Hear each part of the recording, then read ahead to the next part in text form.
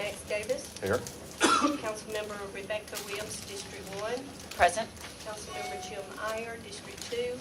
In the restroom. Potty break. Councilmember Bates Madison, District 3. Restroom as well. And Councilmember Joe Gebbia, District 4. Here. We have an invocation by Reverend Eddie Card of Wyuka Road Baptist Church.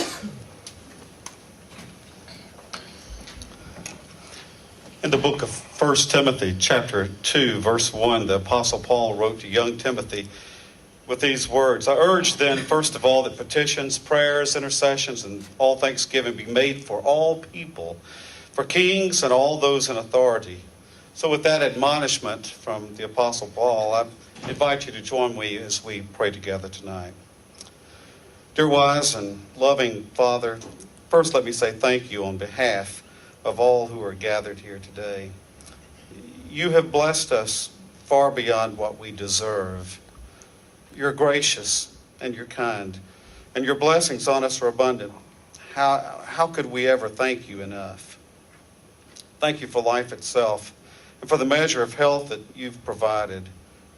Thank you for the ability to be involved in useful and productive work and for the privilege of bearing appropriate responsibilities. Thank you for the opportunity to serve one another, and in so doing, we demonstrate your character. In the scriptures, you've taught us that citizens ought to obey the governing authorities, since you have established those very authorities to promote peace and order and justice. So I pray for our civic leaders and for this assembled council, and I ask that you would graciously grant them the wisdom to govern amid conflicting interests and issues of today. Guide us to know the true needs of the people that we serve, and give us a hunger for justice and rightness. And as we think and talk, help us to act with character and conviction, and help us to listen with understanding and with goodwill. Give us a firm resolve to work together in harmony, even when there is honest disagreement. We pray that a spirit of service to one another will be evident in this room. Help us to be the leaders that your people need. Remind us that we are stewards of your authority. I pray for the agenda that's set before this council today. Please give an assurance of what would please you and what would benefit those who live and work here in Brookhaven. Help us to join our hearts and our hands in building a community that's worthy of the people that we serve. We make our prayer tonight confident in your goodness, your mercy, and your love. Amen. Thank you. Thank you, Reverend Card. You come back anytime and give a great prayer like that. Okay. If we'd all stand for the Pledge of Allegiance.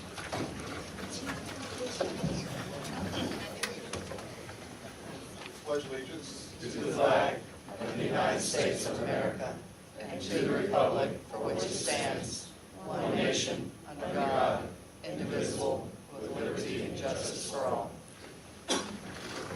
Thank you. Opening remarks. Don't have any today. Thank you all for coming. A little bit more people than we usually have. Chief Yandura.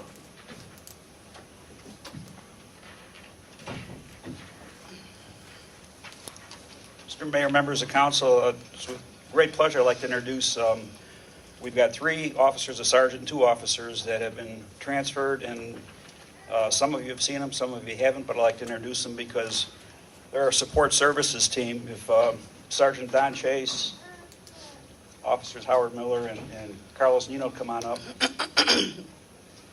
These gentlemen are they're our support services team right now. They're doing everything from moving our traffic trailers around town to installing the new neighborhood watch signs all over. I don't know if you've seen any of them, but probably put up, 12 of them so far. So they've been doing that, helping out Public Works, getting them up quicker. They're also responsible for if we have issues in neighborhoods, traffic complaints, they deal with that. If we have armed robberies or burglaries in certain areas, they'll deal with that. So with that, I'd just like to introduce Sergeant Don Chase, Officer Howard Miller, And they started up the BPAC program we talked about last week a little bit too. And it's going over very well. They set up all of our neighborhood watches also. So these three guys are keeping busy. So, You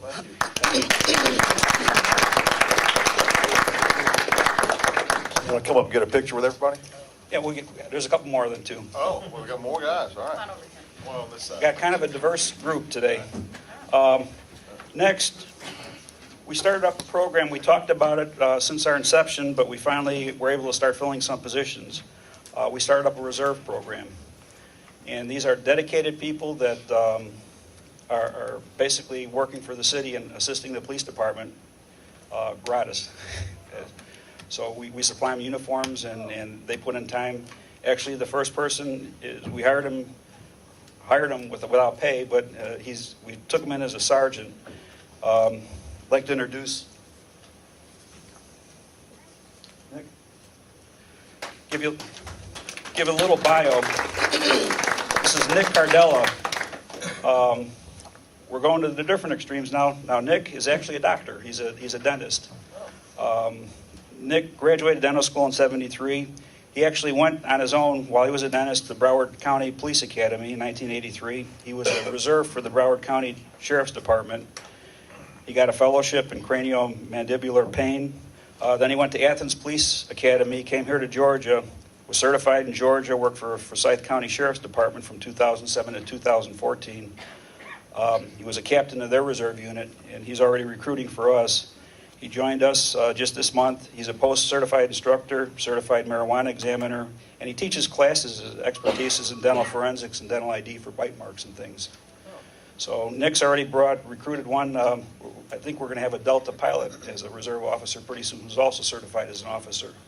So with that, I'd like to welcome Nick.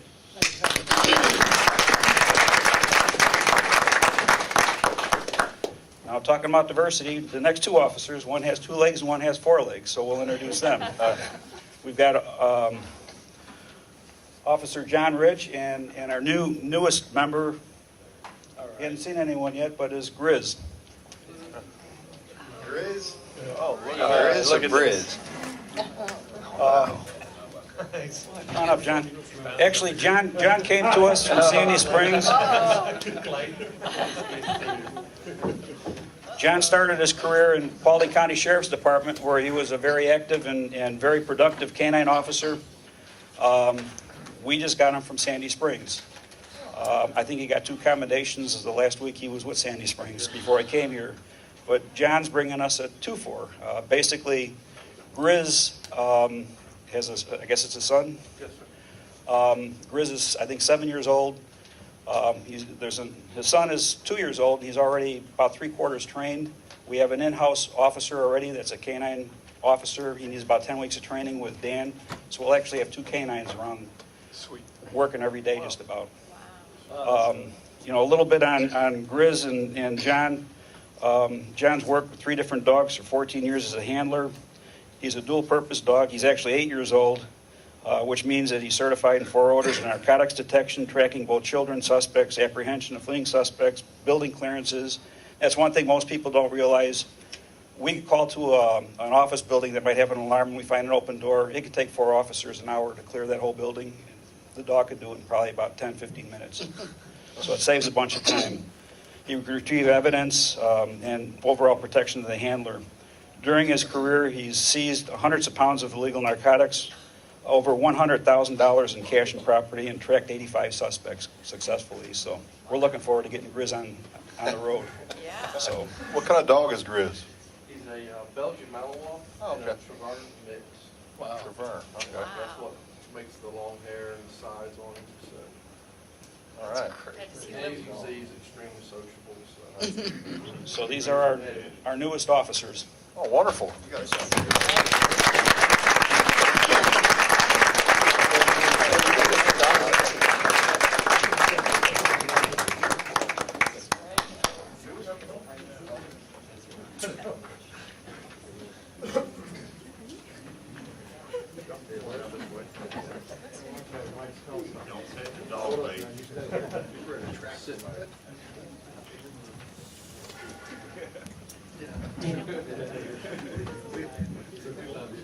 me to squat? I thought everybody behind me.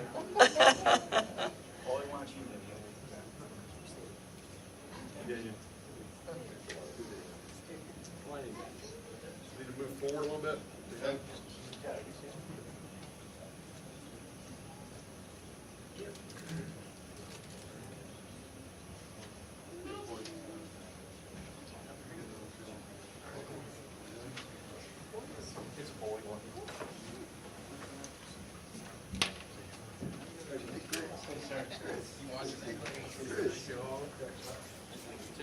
Hey, welcome.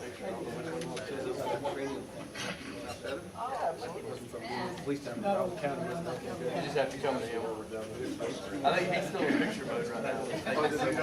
Oh, yeah. We've done so many pictures.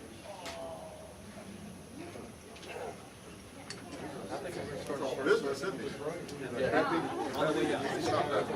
That one?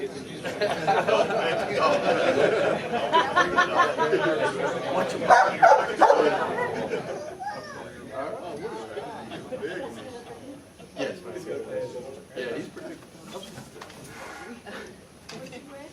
He's 105 pounds right now. Once we get him working again, he'll cut a little weight.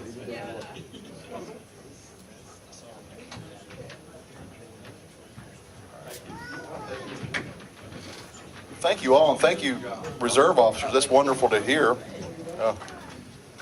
To volunteer your time, I appreciate that. We all appreciate the citizens of Brookhaven do as well.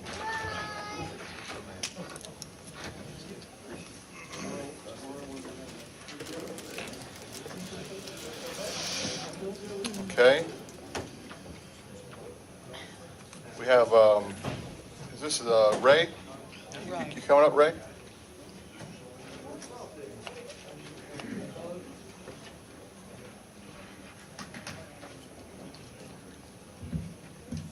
Thank you, Mayor and City Council. Mary Ann Kelly, you would come up right quick. Mary Ann and I have actually been going back and forth a good bit on the email and everything, and telephone calls, several of them as well too. Her Girl Scout troop from Lovett, the 7th grade, actually put the daffodils in the park, here a while back and everything too. And they're actually donating a park bench to Brookhaven Park. So we are very grateful, and I think some of the Girl Scouts are here tonight. So if you would come up. Stephanie Hammond is the troop leader. Come up here.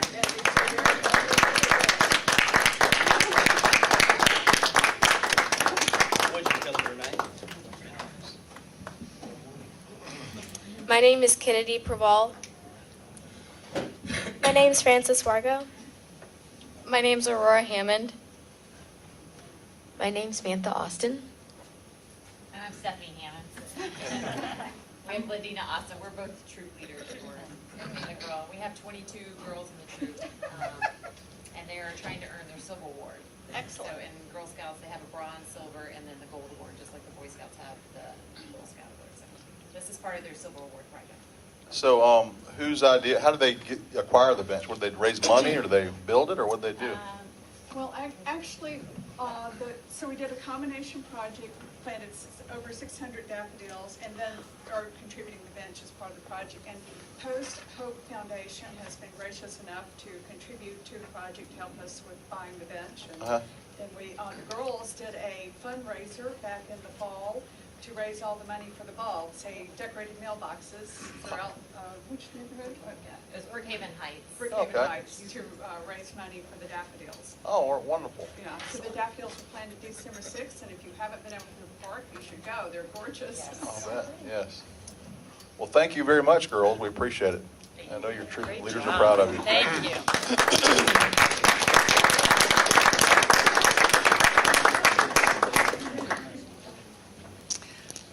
Mr. Mayor, we do have one more item on the list that's not on your list, and Right. we didn't include it on the list because we wanted to make an announcement, and Councilman Gebbia has the information to do that. Okay. And we're going to be handing it off to somebody else as well. So, All right. and it'll all be explained in just a minute as to Okay. why it wasn't listed on the agenda. All right, thank you. Yeah, kind of, okay, so this has to do with creativity and resolving a problem. So imagine you're a councilman and you're trying to explain to either your constituents, your neighbors, other politicians, how many people have an impact in the decision-making, potentially have an impact in the decision-making process of what could impact city of Brookhaven. So I went to our GIS guy. And I said, I got a problem here. He says, let me give it a chance. So Mike Edelson came up with a map that was a phenomenal piece of work that broke it down from state reps to state senators to United States congressmen, United States senators, members of the Board of Education, super commissioners, and the list goes on. Members of the Board of Education, everybody was on it. So what happened with that piece of information, just as the story goes, once that was done, I went to the Cross Keys High School and turned the task over to members of the youth leadership team over there, and made a civic project out of it. And they took every one of the people that have an impact on Brookhaven, and they did a study on them and did a presentation with pictures and a description. And it made for a really nice presentation which went over extremely well. So I'd like to ask Tom Lucky to come up. He's the GIS technical coordinator for DeKalb County GIS, and we're going to do a little unveiling here. Thank you. Hang on 1 second. Let me do this. Yes, the resistance.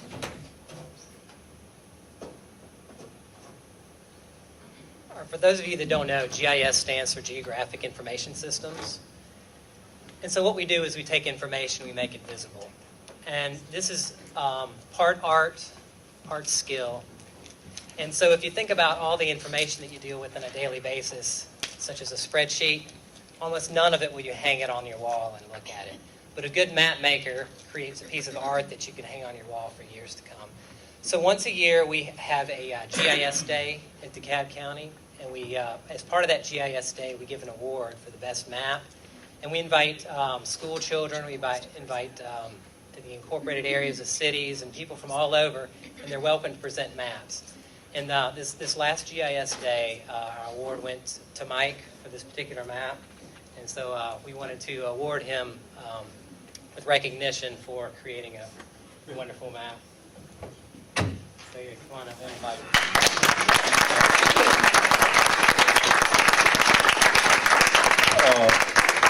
Mike, a few words, please. It's not as cool as the dog, but it's when you love what you do, it shows, I guess. That's about Well, it. you know, Mike, you know, and I tell people this all the time, you're one of my favorite employees of the city because you know that I love maps just like you do. And I sometimes drive you crazy, but I can see you there kind of thinking, no, that's not a good idea. No, that can't be done. But then I'll say something, you'll go, I think I can do that. And so it's, you can see your map mind working. I really appreciate it. And for our city, one of our employees to get a map award, that's great for me. I think that's great. And so, Thank you. Great representation for Brookhaven. Thanks. I want to get a picture because I want to make sure I get a little piece of this.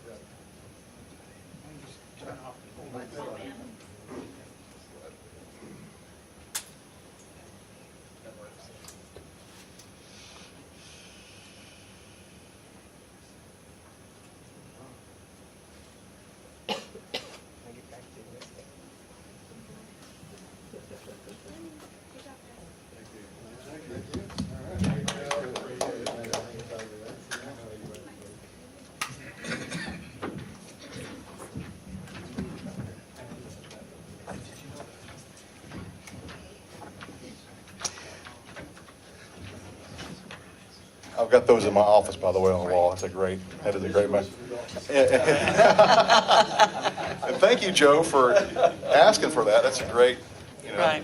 great thing for the citizens of Brookhaven. I look at that every day. We ought to sell those. I think people would, really, it's an educational tool, because Tom, thanks for coming down and assisting us. We really appreciate it from DeKalb County. Thank you.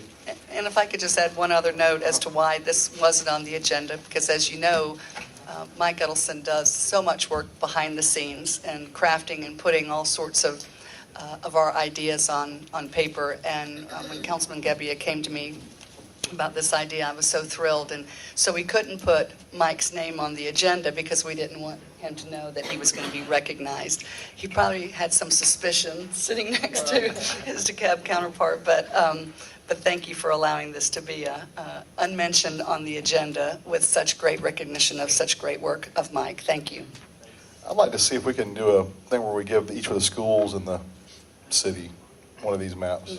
Sure, we can do that. Yeah, We just have to ask Mike. turn it into a civic project where, Exactly. they have to do something and learn from it. I was reading somewhere yesterday that somebody was out doing, because the primaries come back up in May, and they were in a district, and they were in an area and asking a couple citizens, 20-something citizens, what district they lived in.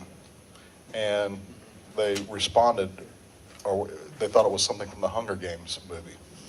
Because there's districts in that movie. And so the fact that people don't realize what a legislative district is, this can help remedy that situation. So thank you again, Mike. Okay. Next, any more agenda announcements? Yes. Under agenda announcements, if you all would please consider amending the agenda under new business and adding a new number 7 for City Hall lease, consideration to approve and execute the lease for our new City Hall at 4362 Peachtree Road. All right. Is there a motion? All right. I don't think anybody got it, so I'm going to try. You got it, Jim? I move we amend the agenda to add item number 7 under new business for consideration and approval of the City Hall lease for the Peachtree Road building. Is there a second? I'll second. Any discussion? All in favor of amending the agenda, signify so by saying aye. Aye. All opposed? All right. Any more agenda announcements, Marie? No. All right. Thank Now, you. public comment. Anybody has any comments about anything on the agenda? John McGrew. John McGrew.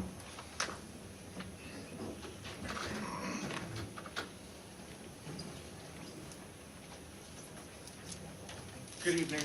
Good evening, all. Whoops, sorry about that. My name is John McGrew. I'm a resident of Ashford Park. I'm here to talk a little bit about code enforcement as it relates to construction hours in Brookhaven. For the better part of the last decade, I've more or less acted as sort of the communication hub for Ashford Park. So whenever anything happens in the neighborhood, I'm usually one of the first people to hear about it. And this has kind of been a pet peeve of mine for almost as long as I lived here. Probably really became my pet peeve one day when I was, after a really long business trip, I was awakened at 5:30 on a Friday morning by a guy pouring a driveway in the house behind me. Fortunately, not long after that, this County DeKalb adopted what they called the Quality of Life Initiatives, which later got absorbed into the Brookhaven Code. And within it are the well-defined hours for when construction activity is permitted in the county and now the city. Our problem now is that the contractors, and mainly it's the subcontractors of the contractors, don't care. We have deliveries happening at all hours of the day and night, and weekends too. Just last week, we had I think on a Friday afternoon, well after 7 o'clock, we had people pouring concrete at one of the apartment complexes that are being constructed. We had a landscaping delivery at 10:30 p.m., or I think 10:50 p.m. on a Friday night. The problem as we see it is that there's no teeth in what happens to people when these things happen. I mean, everyone knows about their C-clip whatever it is app, which actually works great for potholes. But the problem is, in terms of the construction ordinances, it seems to be the worst thing that happens is a GC gets just a nasty phone call, and that's kind of the end of it. And quite frankly, I've not only am a resident of Ashford Park, I've actually built houses in Ashford Park, so I've kind of lived both sides of this, so I know what's going on. And the fact of the matter is that, you know, as long as the project is on budget and on time, the GCs don't care if someone's showing up at, you know, someone's working until dark, you know, which is now, you know, now we're coming towards summer, that's going to be 9 o'clock. They just want the job done. So it's like, okay, I'll talk to them, and that's usually the end of it.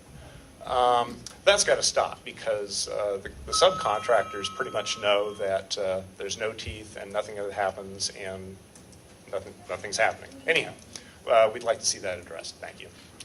Thank you, Mr. McGrew. We had a pretty lengthy discussion on that in our work session just a couple hours ago, and we're pretty incensed about some of the things that go on as well. I was just related a story where I had a landscape delivery at a neighbor's house at 5 o'clock in the morning on a Tuesday morning, I think it was, with 3 kids in school, and having them woken up at 5 o'clock in the morning by huge loud sounds is not something that I want to have happening in Brookhaven. So we've directed staff to come back to us with some specific guidelines with penalties to make sure the enforcement has teeth, as you stated. So we're aware of the problem. I know in your neighborhood there's so much building going on, it's probably exacerbated exponentially because of the amount of buildings. But we're going to do something about it. Also, Thank you. Next. Richard Matthews.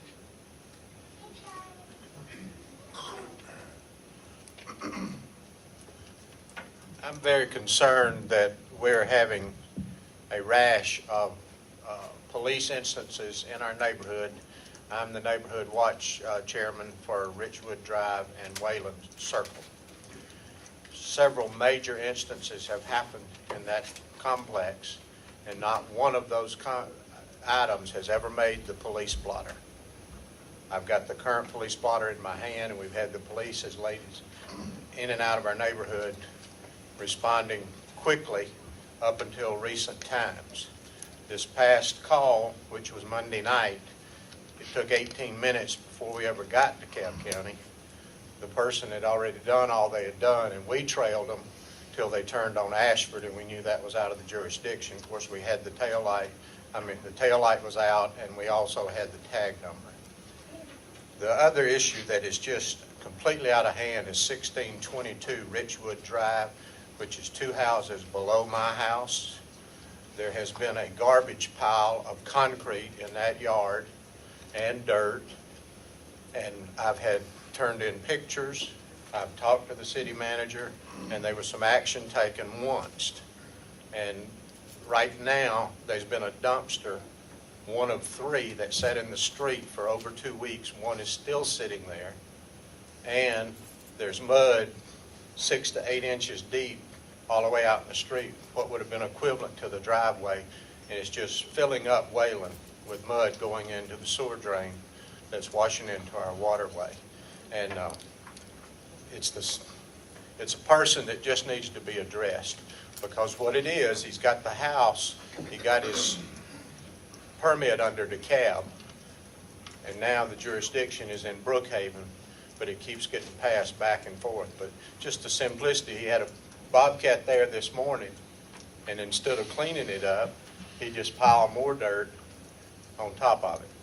And it just needs to be addressed. But I'm for the communication change, and I have experience years ago in various things to deal with that. But my only question is, we need to be positive, because our neighborhood, city, is a whole heck of a lot different than Dunwoody and Sandy Springs. That neighborhood's predominantly white and speaks English.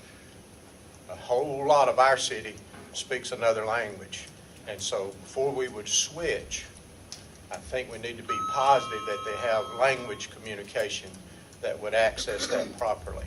And if it has that, then I'm all for it. And we addressed that today. The CEO of the software or the technology company that runs the Chatcom for the Chatcom Authority, Joe asked that question about the dozens of languages we have in Brookhaven, And they do have Spanish speakers on staff, but they also have access to a, what was it that he It was said? an Atlanta line. AT&T language line, AT&T, thanks. 170 languages. Okay, so they do.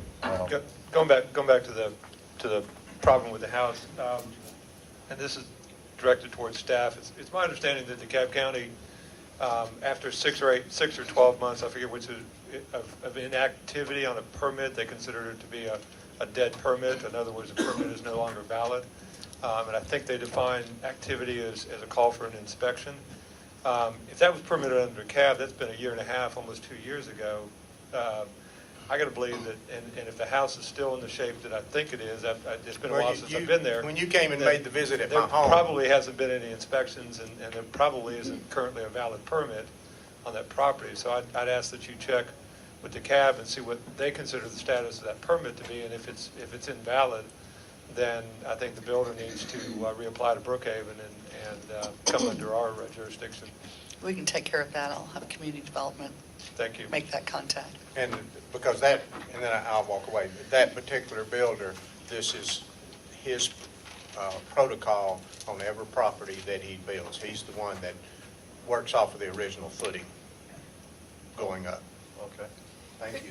Could staff also check on those dumpsters in the road? Yes. We talked about this earlier, but as I understand it, unless they're permitted through Public Works, they're illegal. And Murray, when a general contractor comes and gets his permit, does he walk off with a list of what his requirements are for his, he needs to make sure his subcontractors know? Are we educating that? And maybe if we are, maybe we need to look at that and make sure Right. that we're being emphatic with what the, with what not only the rules are, but the ramifications, i.e. fines. Right. The permit would include, for instance, work hours, certain basic information about what required inspections there are. We have pre-construction meetings now in which they'll be informed of the requirements, as construction progresses. Well, Ben, I'm really just referring to some of the key issues that are surfacing tonight. For example, start times in the morning, no later than. Do they receive the work hours with the permit? Yes. In that documentation? Do they? I'm not sure. Yes. They do, okay. Maybe we need to bold that, make sure it's emphatic with the penalties when they don't abide by it. Right. We've instituted a pre-construction meeting now before all permits are issued, and so now they get it in writing, and they're getting it verbally too in a meeting. Good, that's So- excellent. Okay, good. Thank you. Elizabeth Watershaw.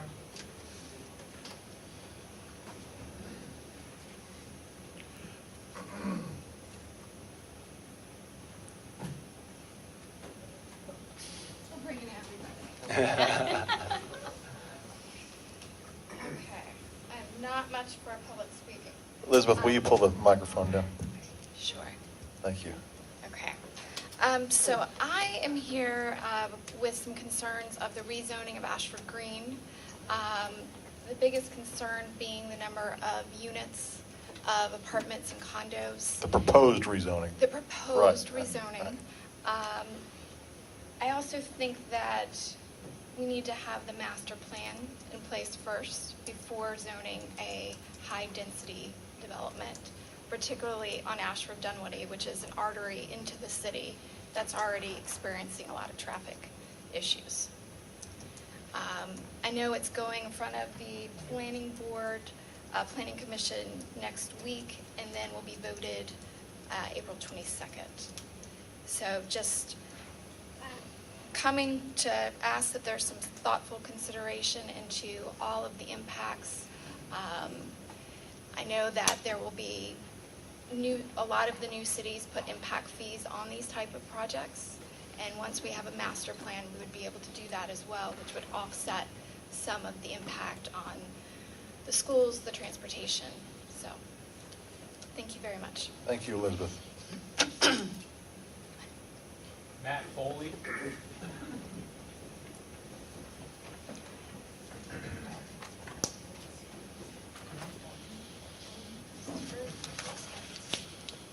I'm going to come at the construction hours slightly different than John did. I'm Matt Foley. I live on Dogwood Terrace in Ashford Park. Last year, exclusive of the corner lots, there was some form of construction ranging from renovation to demolition to construction of a new home on 7 of 19 lots on my street. It was like a war zone. I'm here to say I have no problem with the new construction and the improvement of our neighborhoods so long as it's properly permitted and the rules are being followed where work hours are concerned, but they're not being followed. As examples of this, in the last 2 years, we've had to tolerate masonry crews working past 9 p.m. on Saturday nights in the autumn, so well past dark that truck headlights are being used to beam light and illuminate the areas that they're working. Dumpsters being delivered and retrieved at 5 a.m. with driver and navigator yelling back and forth to one another as it takes several attempts to get the dumpster properly positioned. Open bed trucks parking at one end of the street and delivering pallets of sod 2/3 of the way up and back and forth, up and down the street, 12 times, 12 pallets worth, so that the sod is there waiting for an installation crew. We've had subcontractors working on Thanksgiving Day with power tools, lumber deliveries on my street and others, anywhere from 5 a.m. to 6:30 a.m., and as recently as last week, a delivery immediately next door to the home of an 88-year-old World War II veteran. There's been much more. These are just highlights. What do they all have in common? They are all, without exception, either subcontractors or they're vendors. Okay? The problem is the general contractors. The general contractors have run amok in Brookhaven. There may be some pieces of paper and rules handed to them, but it's time for the city council to act on this matter. As citizens and taxpayers, we don't have the time to do anything other than report violations. However, when we report them, there must be consequences to the general contractors because these violations are happening on their watch. These permits to construct residential buildings, homes in our neighborhoods, that's a privilege, not a right. We need to impose fines. We need to put penalties on the GCs. We need to be able to encourage citizens to report these violations. We need to empower the police and the inspectors to impose the violations. And until the city council puts the whole matter in a position where there's some flames under the feet of the GCs, where they face these penalties, I don't think anything's going to change. So as you're looking at this situation, I think that contrary to the way John's approaching it, I think the GCs really are the problem, and until you hold them accountable for everything happening under the umbrella of their permit on a site, I don't think you're going to get much in the way of results. Thank you. Thank you. I think this is going to be on our next meeting's agenda, by the way. I think there's language proposed for our next meeting's agenda. So if you want to make sure, if this is an important issue to you, to come to next Tuesday's council meeting and work session. Not this Tuesday, but the following Tuesday. Next. Ronnie Mayer. Okay. That dog come up to you, Ronnie? Good thing having a dog around here. I was afraid my buddy Bates was going to pet him and snip at him. Ronnie Mayer, Ashford Park. We've been hearing all the... You can pull the microphone up a little higher. We're hearing all took the your wheels off, stories Ronnie. about... Yeah, I got to walk up there. All the stories with Chatcom. I just, before y'all rubber stamp it, just give it a little more time. We've got one of the fire captains and I think an assistant chief here this evening. I would love for y'all to listen to them with the issues they have with DeKalb EMS and fire. I just think we need to study it just a little bit more. It sounds good for Chatcom, but I think everybody else has problems with Chatcom too. There's good and bad. I'd like to talk to Chamblee, even though we got a little tiff with them. I'd like to find out how they run their 911 system, and I'd like to see how much cost it would cost us to have our own system instead of having to rely on somebody up the road that doesn't really know our demographics. I'd rather add another $100 worth of taxes to my house to have our own system, that we don't have to rely on Chatcom from somewhere else, and we can hire our own dispatchers that they know where Buford Highway is and Ashford, Dunwoody Road, and Windsor Parkway, and all this. And it's just, I think it's something we're going a little too fast here, and we need to slow it down. Just here, sitting here with the last two speakers, Matt Foley hit it on the head. Our builders are way, you have the good builders and the bad builders, and he hit it on the nose. That's where the problem is. We're still going through the issues of Ashford Roadhouse. We had 3 houses for sale now around that house that's out in the roadbed 14 feet. And I did come to a meeting that time and said, hey, this is the house is up too high, sticking out too far.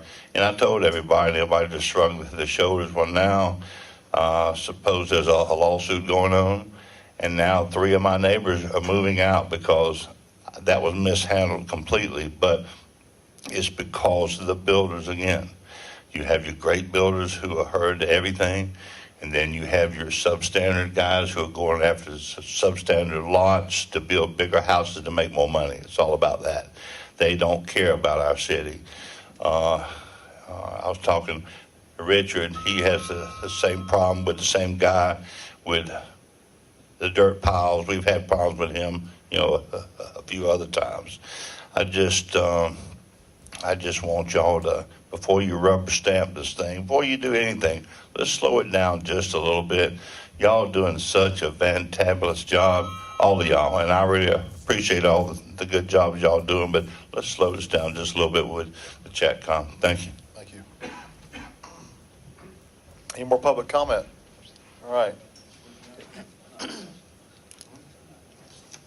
Yeah, we're not in a lawsuit, by the way.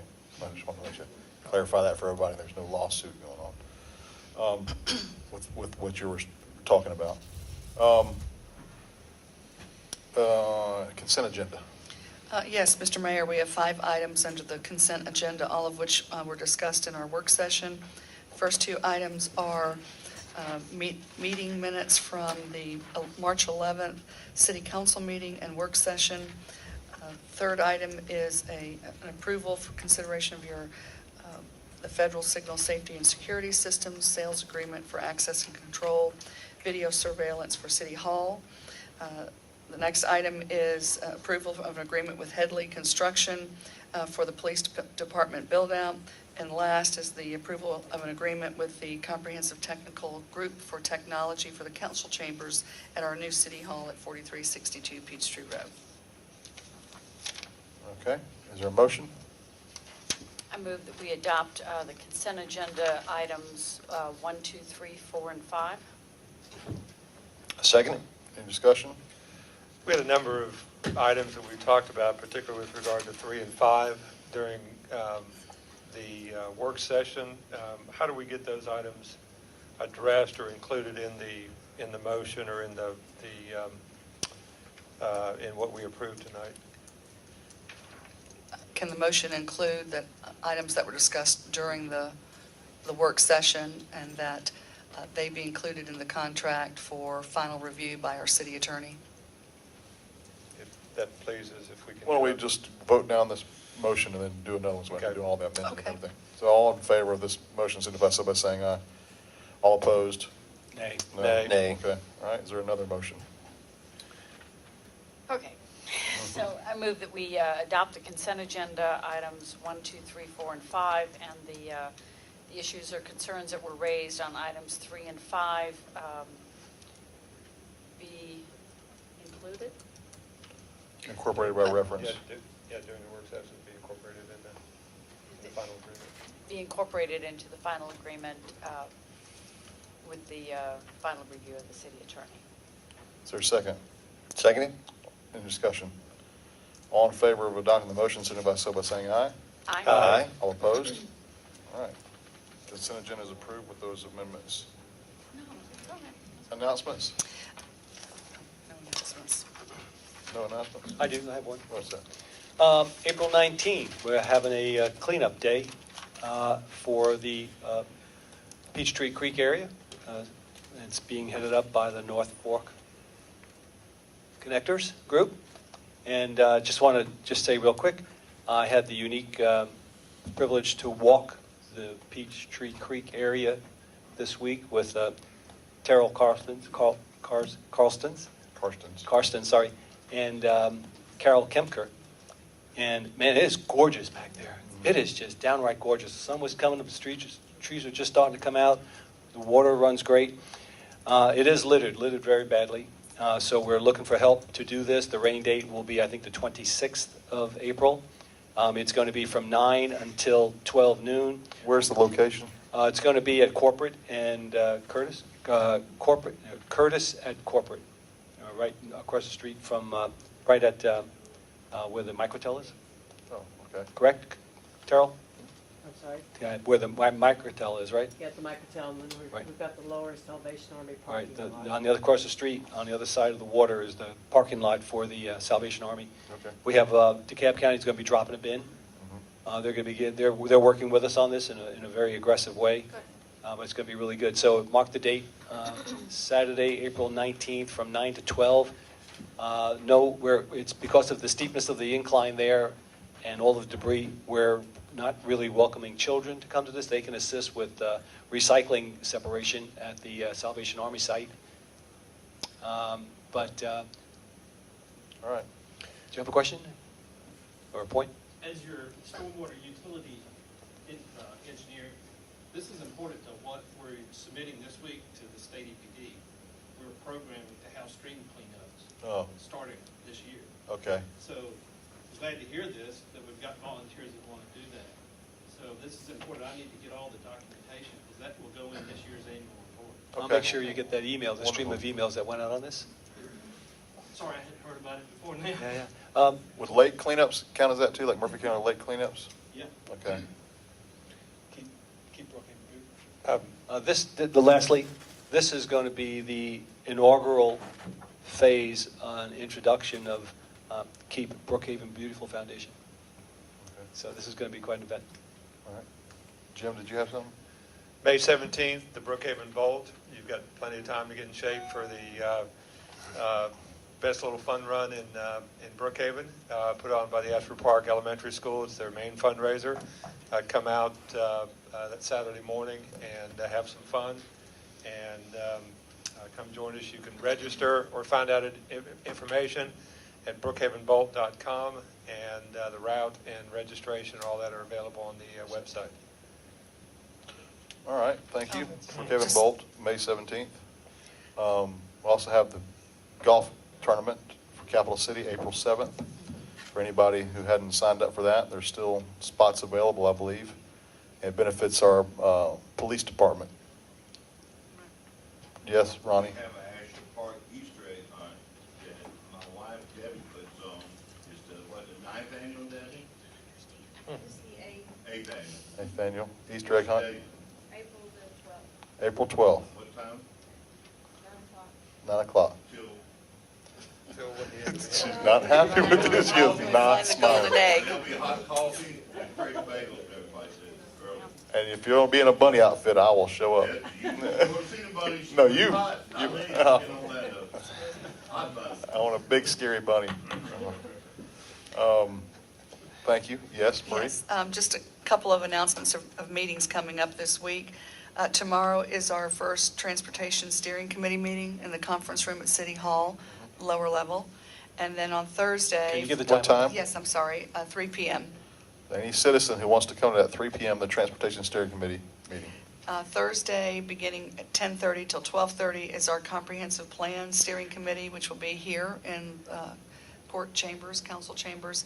And then that same evening on Thursday from 5 to 8 is the Parks and Recreation Steering Committee, and that's at Oglethorpe Lumpton Hall. What's that last date? The 27th, this Thursday. Okay. You didn't get the time for the Thursday afternoon. Yes, Thursday morning, 10:30 to 12:30 is the comp plan here in council chambers. And then later on that evening from 5 until 8 p.m. at Oglethorpe Lumpton Hall as Parks and Recreation Steering Committee. So Thursday night's park is the parks. Okay. Correct. All right. Okay. Any more announcements? I've noticed, Rebecca, that, we saw that we thought we planted all tulips, and then daffodils came up, but now tulips are coming up too. Yes. So I've just noticed that. All things bloom in Brookhaven. Yes, for all the volunteers who helped put plantings in front of the entrances to all the parks. Thank you, because It looks great. that was fun. It was. And they look nice. All right. Reports and presentations? Yes, beginning with our zoning map audit update. I'm happy to report that there's been quite a bit of progress. All hard copies of zonings and SLUP cases from DeKalb County have now been captured and are being reviewed. There's been meetings with the deputy clerk for the Board of Commissioners on reviewing the microfiche of all the Board of Commissioner minutes. Also starting to look at all the subdivision plats and those that have been recorded through Superior Court. And again, looking at what is the conversion of information from the Bentley map, comparing that to the city's official zoning map. So lots going on. We're still planning for an August final adoption the readoption of our zoning map, including any kind of errors or corrections that we find during this audit. All right. We got a pretty lengthy presentation about that earlier today, and we're glad that is ongoing and will lead to better clarity for everybody when we adopt our map in August and revise it possibly after that. All right. City Hall update? City Hall update, we're moving after close of business this Friday to our Peachtree Road location. We will be open for business beginning at 8:30 a.m. All city departments are moving into City Hall. As I mentioned earlier to you, we are being staged. Different departments are being staged on when they move to the second floor and then to the third floor, but we will be fully operational Monday morning at 8:30. When will the incubator portion be open?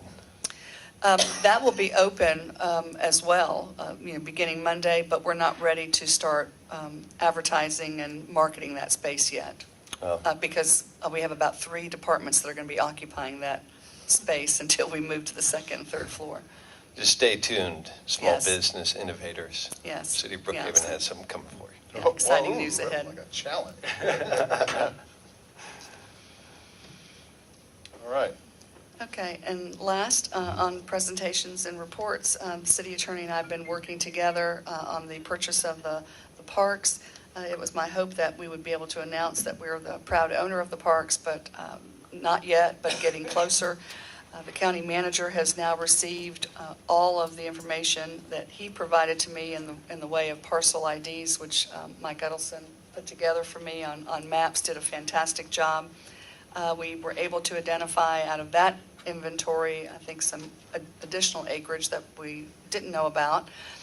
So that information has been sent back to the county manager along with acreage counts as well as settlement statements on what we show as the payment for the purchase of the parks. He has informed me that he plans to advertise that information this week so that it can be on the agenda for the committee of the whole, which will be scheduled for next week, and hopefully the following week it will be on the Board of Commissioners agenda. I just passed out a aerial map of all the parks, sort of revised. There's some areas we didn't know we had that we do have. So Daniel's going to pass it off if anybody wants to look at it. It's online, but we also have a paper copy here if you want to look at it during the meeting. Just take a look at it, please. Anybody that wants to. All right. And so we've given everything to the county that we need to give Correct. them. I've signed the documents a couple weeks ago, so Correct. we're just waiting on them to. Right. And over a month ago or more, the city attorney gave formal notice Right. to the county, which we signed off on Okay. and sent to the county. So they are aware, and our city attorney has a meeting tomorrow with the law department specifically to discuss this matter Okay. with them at the county. All right. All right. Old business? I'm done. New business? Yes, beginning with number 1, Consideration of approval of an intergovernmental agreement for the provision of 911 emergency communication services between the City of Brookhaven, Georgia, and the Chattahoochee River 911 Authority, which is also referred to as CHATCOM. This was deferred from your March 11th City Council meeting. I have the chief here, along with the deputy chief, as well as the director for CHATCOM services, Mr. Joe Estee. If you have any questions or for a presentation. Yeah, I'd like to hear from the chief one more time, or, yeah, if he's up for it. I know he's been speaking a lot today. Is he here? He is. Okay. Oh. I had those tables. Yeah, okay, Maria, I got you. Go ahead. She was saying if she had those tables with the microphones we talked about earlier, you wouldn't have to be getting up, and she's right, yes. That's right. Basically, I'm open for questions or whatever. We went over most of it during the workshop. As I mentioned before, we've had numerous complaints from residents on delayed calls. Our officers' safety issues are major concerns with us, and just a better quality service I think we could get. You said you did your own investigation. How long, when did you start looking into this? Was it before we even started considering It's it? probably within the last 2.5, 3 months. We Right. started getting complaints almost immediately after we went on the road, from actually residents first. Right, you got And then we complaints started from- working with the CAB, the administration in the CAB. Jim Conroy was major over it at first, and then he became major over the North Precinct. Monahan is in charge of it now. We've had excellent responses from them. They tried doing all they could, but I just think calls for service are probably exceeding their limitations right now, or I'm not sure what the problem is, but every time we had an instance or a complaint, we worked with them, we met with them, and they tried dealing with it. In some cases, they did try fixing it. Other cases, but we're still getting complaints. Could you, you did this earlier, just that brief 3-month window. Could you just read out those one more time for me, please? This was the first 3 months. Delaying, these are just complaints that we had the initial 3-month period, and you multiply it because we've been in service now for 9 months, and it pretty much follows the same totals that we have, but the complaints that we had was delay in answering or reaching to CAB 911 was 3, delayed dispatch to serious crime was 4, the CAB 911 did not record officer's location when advised over the radio by the officer, and that's the majority of the complaints that I'm getting from our officers. That was 21 in the 3 months. The CAB 911 recording officer at wrong address. We just had one of those recently this past week. And then provided wrong information on suspects to officers. That was twice. Again, that was a 3-month period of time. Right. You said it's been tracking along that same.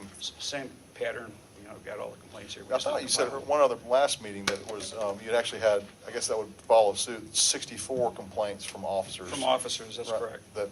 What kind of complaints? What are the nature of the complaints? A lot of them are, they're putting down wrong locations, so no one knows where the officers are at.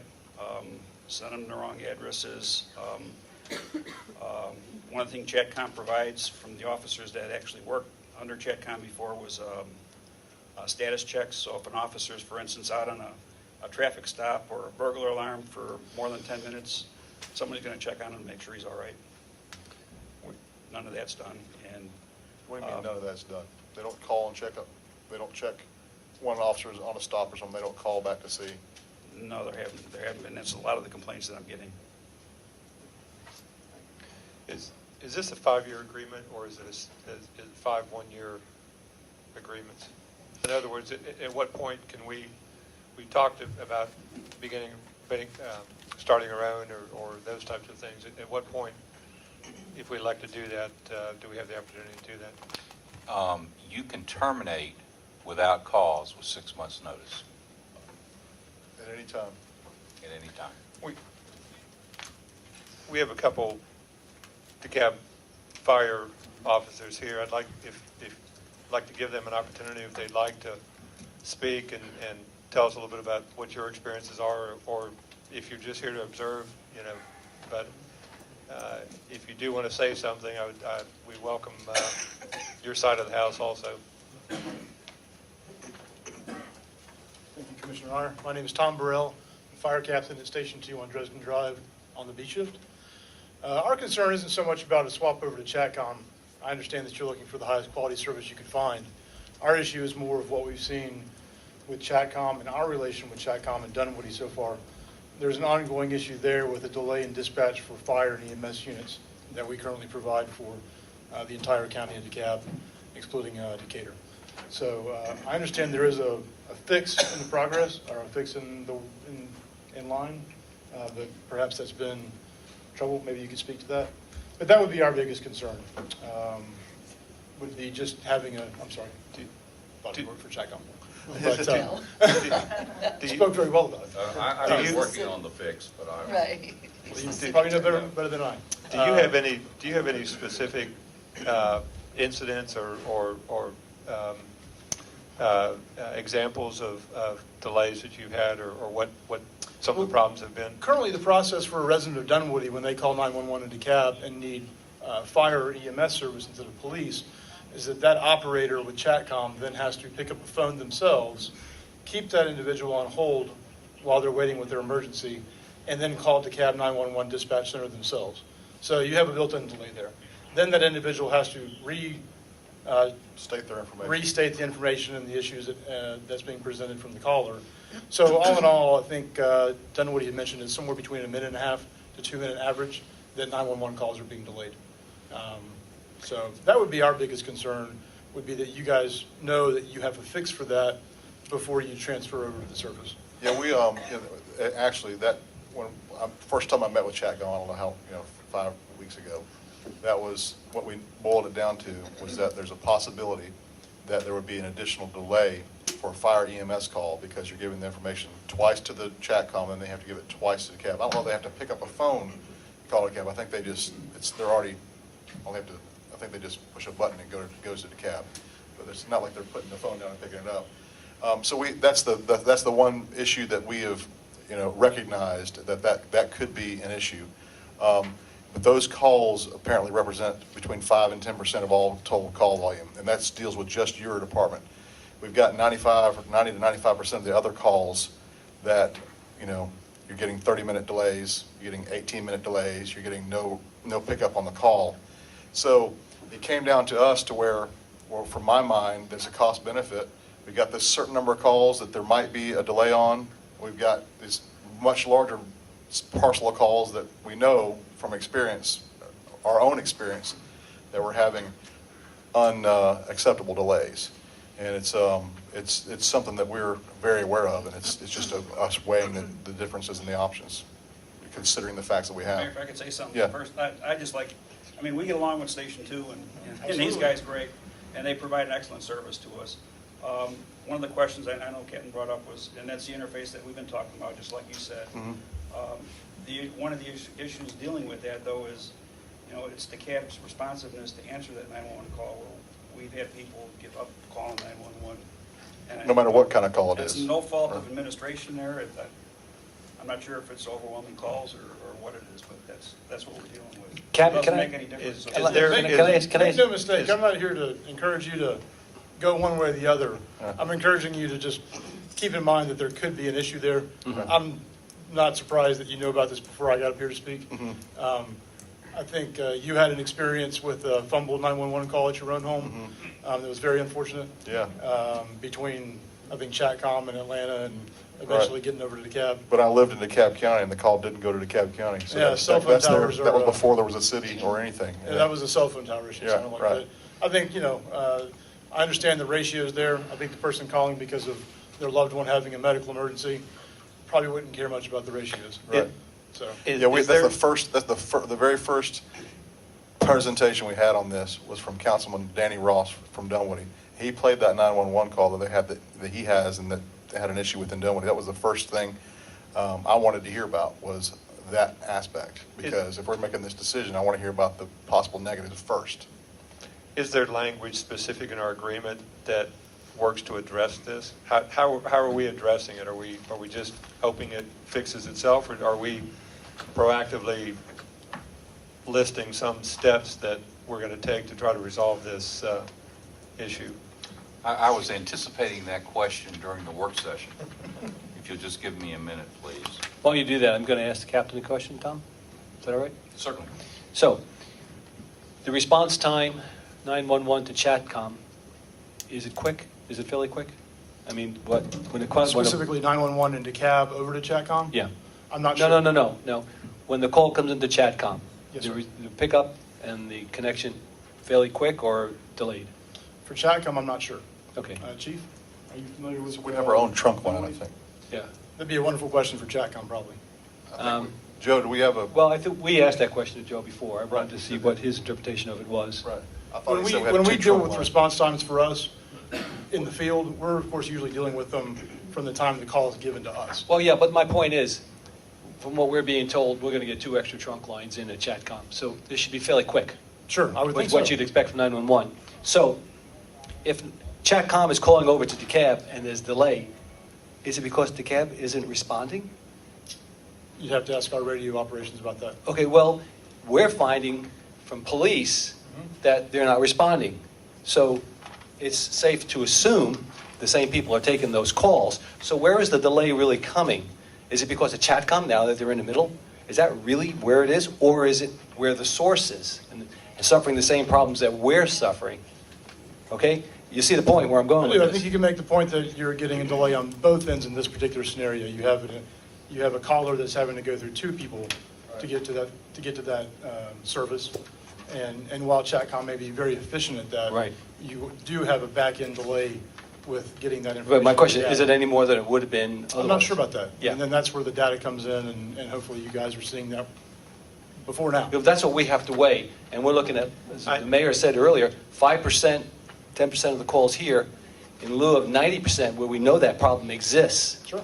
So how do we, what do we, is It's it a very incumbent upon us? difficult, it's a challenge, isn't it? Well, yeah, it is a challenge, and it's also a burden, yeah. And I'll be quite honest with you personally, it's a burden because it's not easy to leave the county that you live in.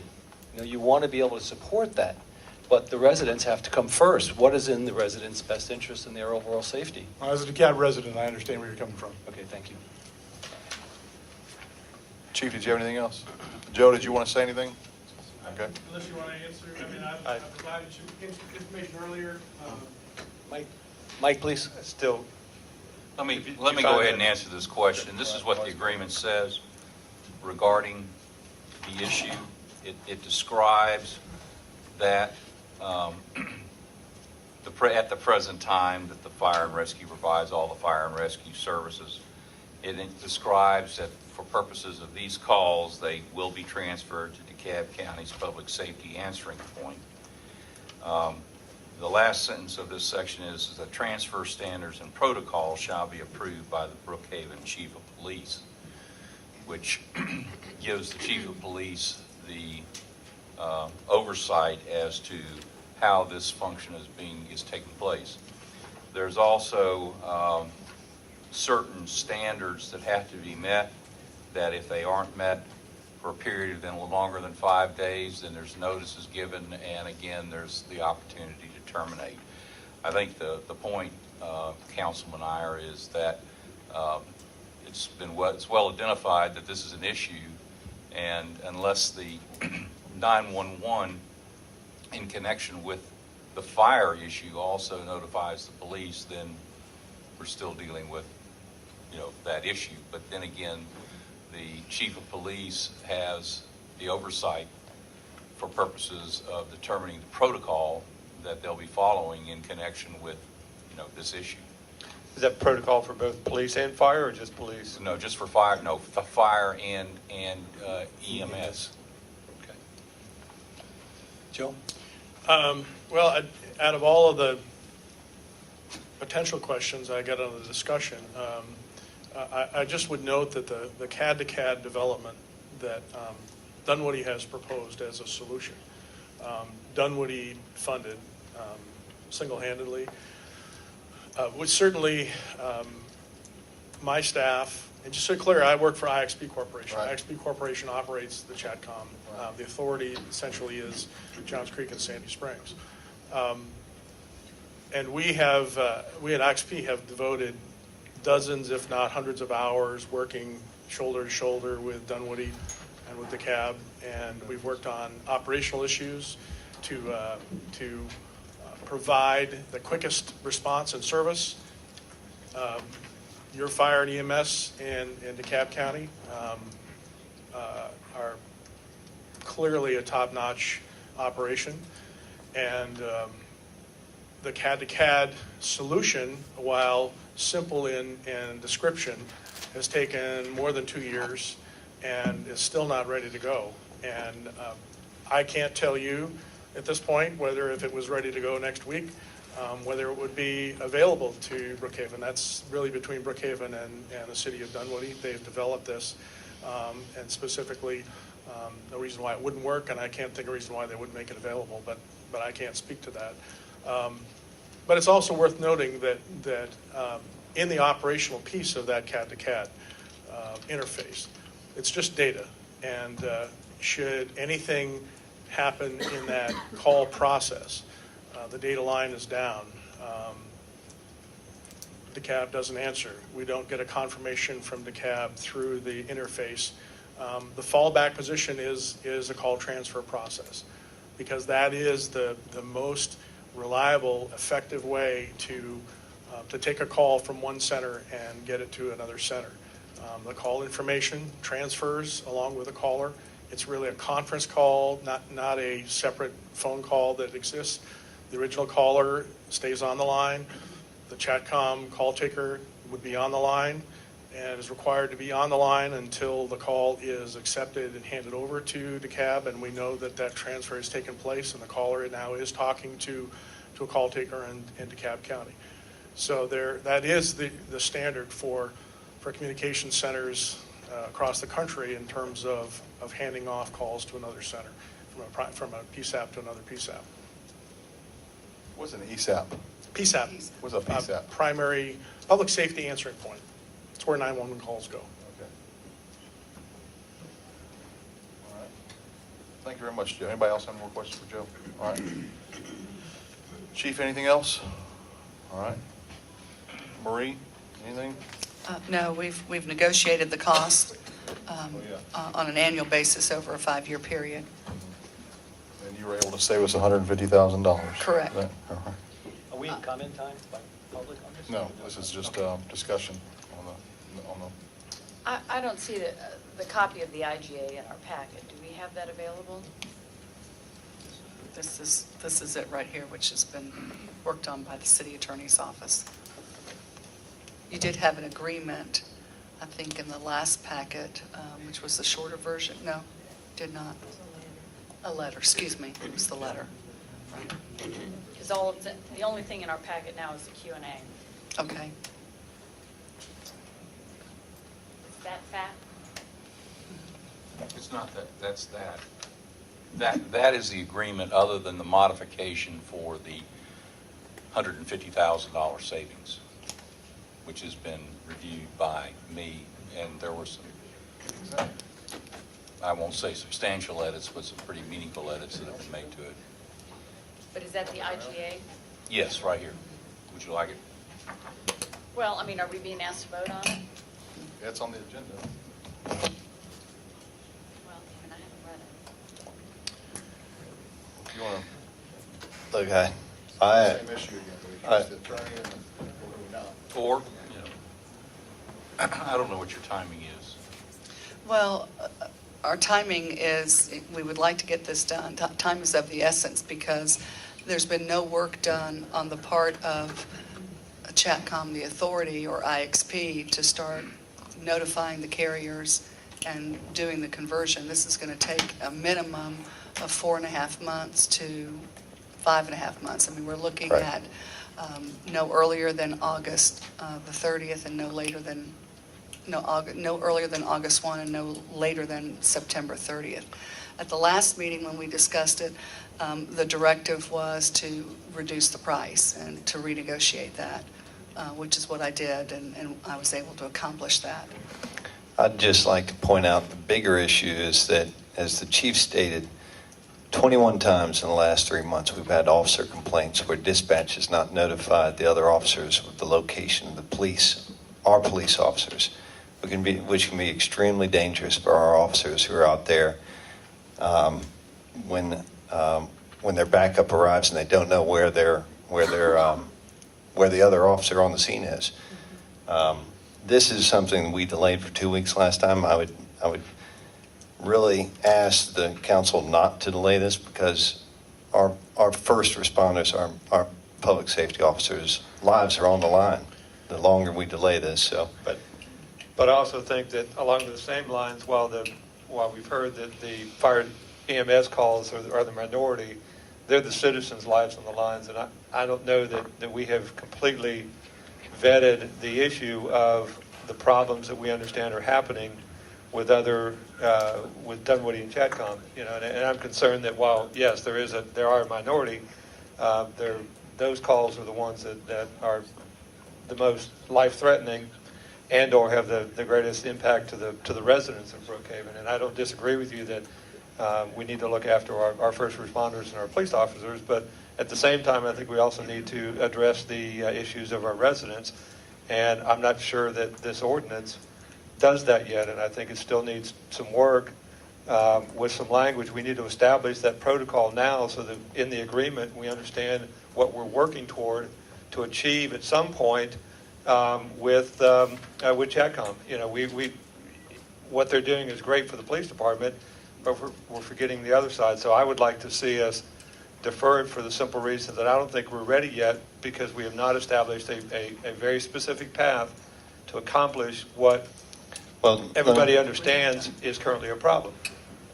Can I make one comment to that as a follow-up, and perhaps Mr. Iyer wants more information, which we can certainly give them, but we have established a protocol through our own chief to Chatcom, and that is the requirement that when an EMS call goes out, that our police department is equally and at the same time notified. Because many times, because of our 6 police zones, I would venture to guess that most of the time, if not all the time, our police will arrive first before EMS because of our police zoning. But that's just a comment. But we can expand on that if you're looking for more further explanation and delineation. Chief, did you have something else? Plus now we have the AEDs in every cop car. Yeah. One other thing too, and I don't want the public to misunderstand or mistake this, that this is just now all of a sudden been discussed. The first thing we discussed was exactly what you're just talking about. Right, but just the whole idea, the ideology of going to Chatcom. When we first incorporated in December of 2012, John Kakmar, the city manager at the time of Johns Creek, who is a board member of the authority, reached out to me and said, Marie, we want you to consider Chatcom. I said, we don't even have a chief yet. We're in an IGA with DeKalb County. Then when I recruited the chief, there was initial conversation about that, and I think among some of you all as well, and just the idea of Chatcom. The chief and I agreed we didn't want to pursue it because he needed to build his department. When he was hired, his first day, I think it was the first week of April, and his anniversary is coming up, he and his deputy reported to duty, for duty. And so from there, they both built the command staff, they built the line officers, and we launched July 31. So we have been spending the last 6 months, 7 months, responding, creating the police department, creating the police zones, creating and establishing and announcing a level of service of a 3-minute response time when we receive the emergency call.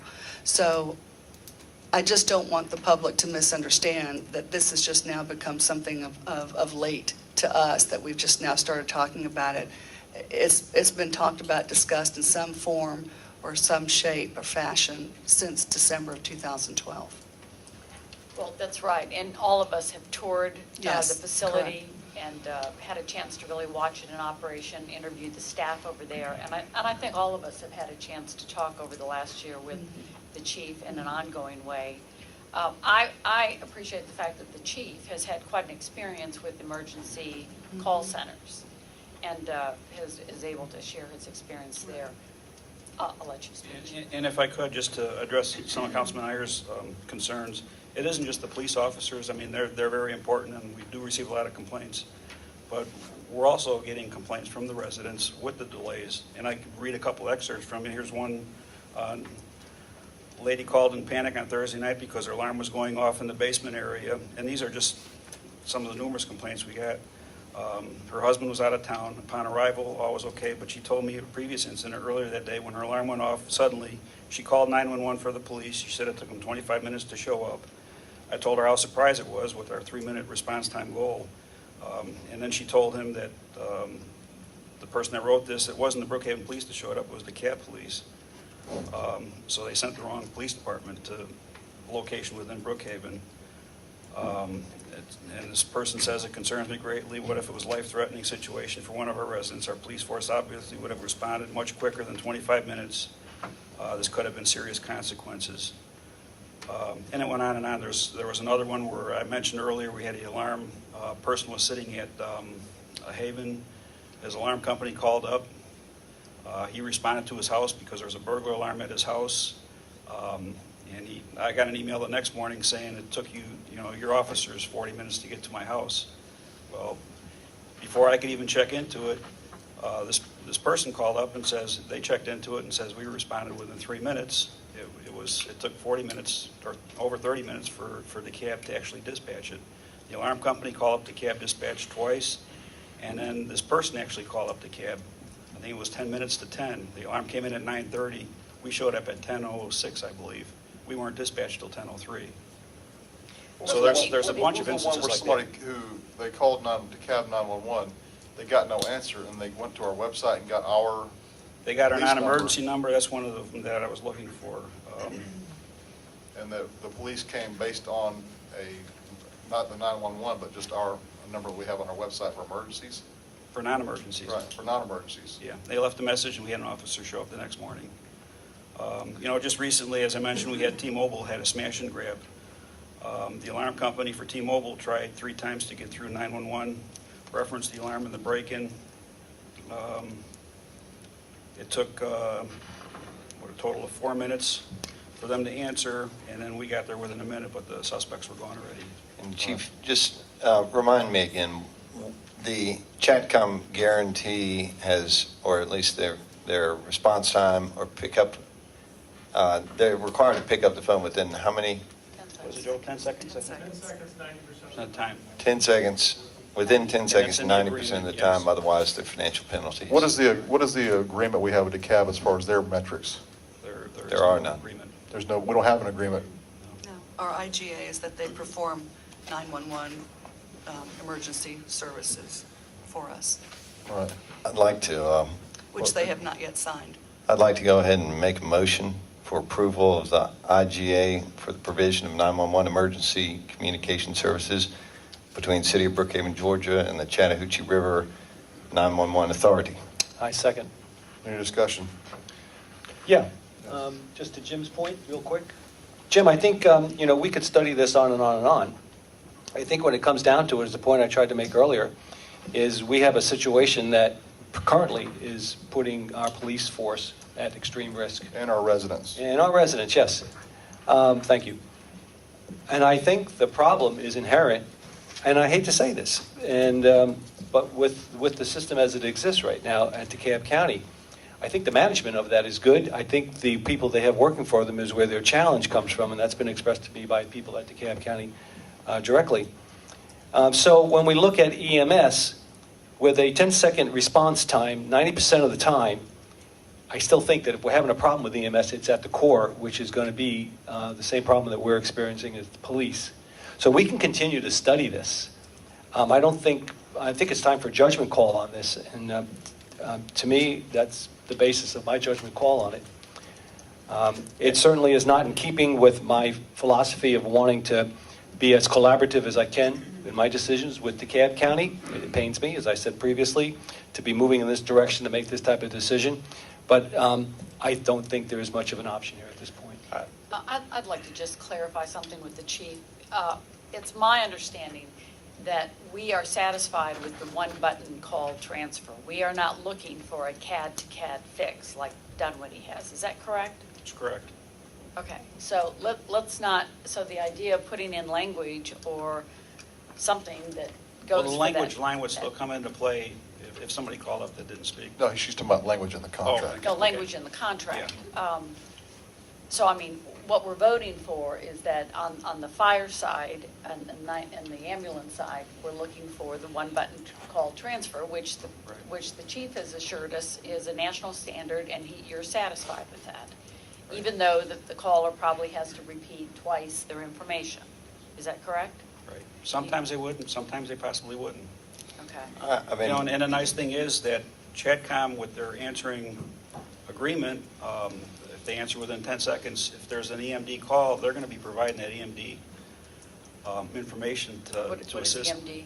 It's emergency medical dispatching, Okay. where they're relaying information. If they can't get through to the cab, they're still relaying that information on how to perform CPR or how to give Okay. medical information.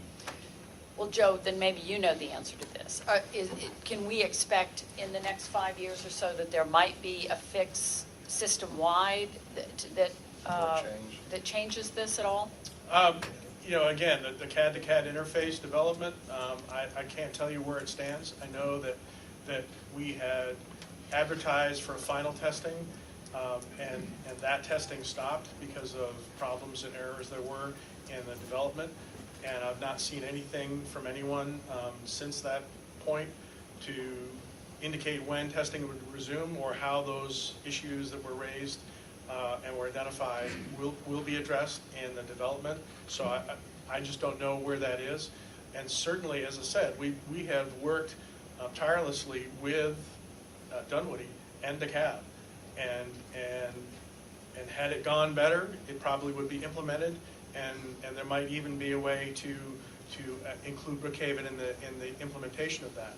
I can't give that guarantee you staying here.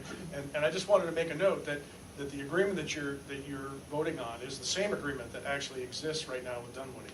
There is nothing in Dunwoody's agreement to indicate that CAD-to-CAD is necessary or would be developed. Everybody went into that with thought process that was something that they desired to develop and implement, and we have worked with them to do that, but that is not in their agreement either. So the technology that you have is the national standard? The technology we have is the call sort of conferencing transfer process, and that's every center in the Atlanta regional area utilizes that to transfer calls amongst each other. So this technology that we're kind of chasing is something that's just not done yet? It's partially done, but I think the thing you have to keep in mind is the cab right now is in the process of trying to find another vendor for a CAD system. What this interface does is it allows the communication between our HTE software, our SunGuard software, and the cab's Interact. Well, if the cab changes Interact, you got to start with ground zero again. Right. So So all I that money's don't wasted. think there's a fix anytime soon, is my take on it. But I'd also like to point out that I believe through all of our discussions, we've identified the pain point in this process. It's DeKalb County's dispatch is not their administration, but just some of the line workers and dispatch are not, either they don't have the staff or they don't have the training, and they're just not getting the message out to our responders. There are no villains here. Right. There are hardworking people Exactly. at Chatcom, at DeKalb County, and we've never pointed a finger at Right. DeKalb. We have worked with them. We have worked in operational meetings. We have exchanged information and ideas, and we work with them every day. We've transferred somewhere in the idea of 10,000 calls without essentially any incidents to DeKalb County. My hope is that we may, by this transaction, we may be actually helping them find a solution. If we reduce their call volume for 911 dispatch, maybe they'll be able to attend these calls a little bit faster, but that's something that is outside of our control. And so we can only control here what we can control. Yeah, and that's to find a better solution for. One thing I'd like to add, just out of a deference to DeKalb County, when was it that we had our meeting with Commissioner when he was newly installed as the CEO? Was that last summer, spring? It was early fall.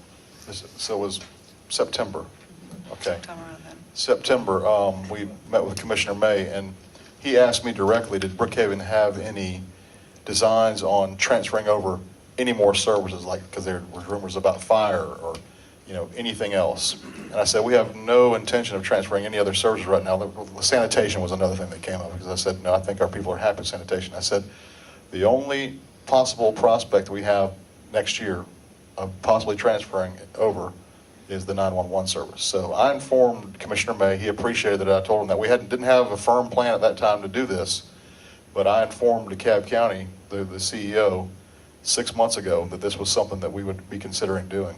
And he understood why, and he appreciated the fact that we let him know that. So it's not something that's a surprise to DeKalb County that they wouldn't have had a time to kind of shuffle their resources when we take over the 911 surcharges that are on everybody's phone bills that would be coming to Brookhaven.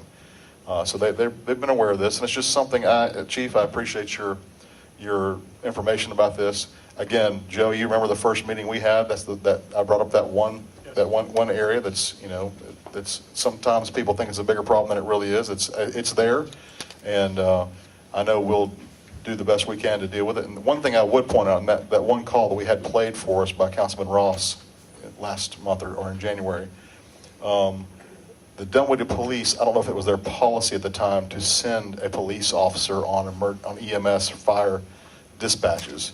And that was one of the issues, that no policeman ever came to that call. And it's my understanding, Chief, that our procedure will be slightly different than that. Yes, it'll basically be the same as theirs. They've changed theirs and fine-tuned it a little bit. There are a lot of rescue calls where somebody falls out of bed and they just need help getting up, or somebody stubs their toe or something like that. That'll be a low priority. We'll stay available, and we'll respond if we have enough officers available. Right. But any type of emergency, like heart problems or things like that, we're going to go. And I think they adjusted their policy slightly after that. So that Actually, I think that one instance that they had a bunch of things going on at the same time. Right. And I think we've addressed this with the council, but perhaps not with the public. And often in this kind of... that was a public meeting, though, that we had that 911 call played. But I'm not sure that we had sort of fully covered, because there was an issue that was brought up tonight from one of your speakers about getting to know the city of Brookhaven. Right. And that is in our task plan. And the way we work our process is that all of our staff will get familiarized with the city of Brookhaven. We'll put them into vehicles and show them Brookhaven, and they'll be familiar with where the city lines are and the hot zones and the areas that are of concern. And to the extent that the chief wants to, we'll be happy to have his staff come, visit Chatcom, sit at a console, talk to our people that will be dispatching his, and we'll have a number of meetings operationally from the beginning of this moving forward. And he'll become a part of our technical advisory committee. So operational issues, he will decide for the city of Brookhaven, not IXP and not Chatcom, the authority. He decides on those, and we work to implement those decisions. And familiarization is one of those areas, so that we get to know the city of Brookhaven. And a lot of our staff are already familiar because of our familiarization with Dunwoody and Sandy Springs in a close proximity. So that is something that we address. And one thing I did when we toured your facility, when I used to sell stereo equipment, I always would hype the fact that some brands had discrete circuitry for power. It wasn't something that was kind of shared among components. And when I saw the sections, how your facility was sectioned, the call floor was sectioned off, you had a sign that said Johns Creek, you had one that said Dunwoody, you had one that said Sandy Springs. And if we approve this contract, there'll be a section that says Brookhaven, and there will be 2 additional operators brought on board to deal with Brookhaven. Everybody will be cross-trained, of course, but we'll have 2 new operators for Brookhaven. Is that correct? We'll have one dedicated position that will be filled 24/7. Right. And that normally takes 4+ people to do a 24/7 operation, and then we will have additional staffing resources for call taking. So we split her out, but there will always be someone sitting in front of a microphone at the Brookhaven position talking to Brookhaven PD. That's not a shared responsibility with anybody else. That's a Brookhaven, and that's part of this agreement. Which is what I think Chief is probably one of his main points, is that if we have that, we've got someone dedicated to our city, which we don't have now. I mean, we have somebody that they're dedicated for the entire county. And when you look at it in those terms, we're going from not having that to having someone with the Brookhaven tag sitting above their desk, and that's what they're doing. I think that gives me comfort. It should give your officers and our residents comfort. Call for any more discussion? I'm sorry, but with all due respect to the chief and the work he's put into this, having not had an opportunity to read the agreement and not fully understand what the language is with respect to how we're going to handle things going forward, I'm going to have to vote no on this. And again, it's simply because I'm not comfortable with, what little bit of paper I've seen, that I believe we're solving 90% of our problem. Maybe I'm being idealistic and thinking we can solve 100% of our problem, but I'm concerned about that remaining 10% at this time. And I would just like to point out that because what you're saying doesn't mean that we have not considered this fully, and I'm considering 100% of the problem, and that's 90 and the 10 together. And we've considered this at length. We have done a lot of deliberation. This will be the third or fourth public meeting on this issue. And the chief has done his thorough investigation. I'm not a police officer. He's the chief of our police. We have a city attorney who's been going over the contract. I trust our staff has done their due diligence just like we've done our due diligence. And I think when I hear the concerns expressed by our staff and our chief of police, I think it would be irresponsible for us not to combine with the knowledge that we've acquired and the investigation we've done, trust what their judgment is on this issue. When the chief got up there and said unequivocally that he would ask that we adopt this ordinance, I think that's all I need to hear. I believe a question has been called. All in favor of the intergovernmental agreement on new business item 1, signify so by saying aye. Aye. All opposed? Nay. All right, we've adopted the IGA. Number 2. Yes, this is ordinance 2014-01-05, consideration of approval of an ordinance to amend Chapter 14 of the Code of the City of Brookhaven, Georgia, to replace Article 2, Environmental Control, Sections 14-44.1, Land Development Requirements, and Allowable Stream Buffer Encroachments, 14-44.2, Exemptions, 14-44.3, Administrative Variance Application Requirements, 14-44.4, Administrative Variance Criteria, Standard of Review and Process, 14-44.5, Notice Requirements and Appeal of Stream Buffer Administrative Variance Decisions, and 14-44.6, Validity of Previously Issued Stream Buffer Variances and for other purposes. This was deferred from the March 11th, 2014 regular meeting. And we were also going to ask for... Go ahead. You were going to ask for public comment on the ordinance. We did post it on the website, and while this is not a public hearing item, at the last meeting, you did say and state that you wanted the public to feel free to come to the podium. Do we need a motion for that, or is that just because it's on the agenda? It's on the agenda right now, so you can call for comment if anybody wants to comment. Okay, so public comment related strictly to item 2 on the agenda, the stream buffer ordinance. If anybody would like to come forward for public comment on this issue. Well, I thought there would be some more. It sounds like staff and the council's done a good job on this ordinance. We don't have any public comment on it. Well, is there a motion? I move we approve ordinance 2014-01-05, consideration and approval for an ordinance to amend Chapter 14, Land Development of the Code of the City of Brookhaven, is to replace Article 2, Environmental Control, Sections 1444.1, 1444.2, 1444.4, 1444.3, 1444.5, 1444.6 of the ordinance. I'll second. Any discussion?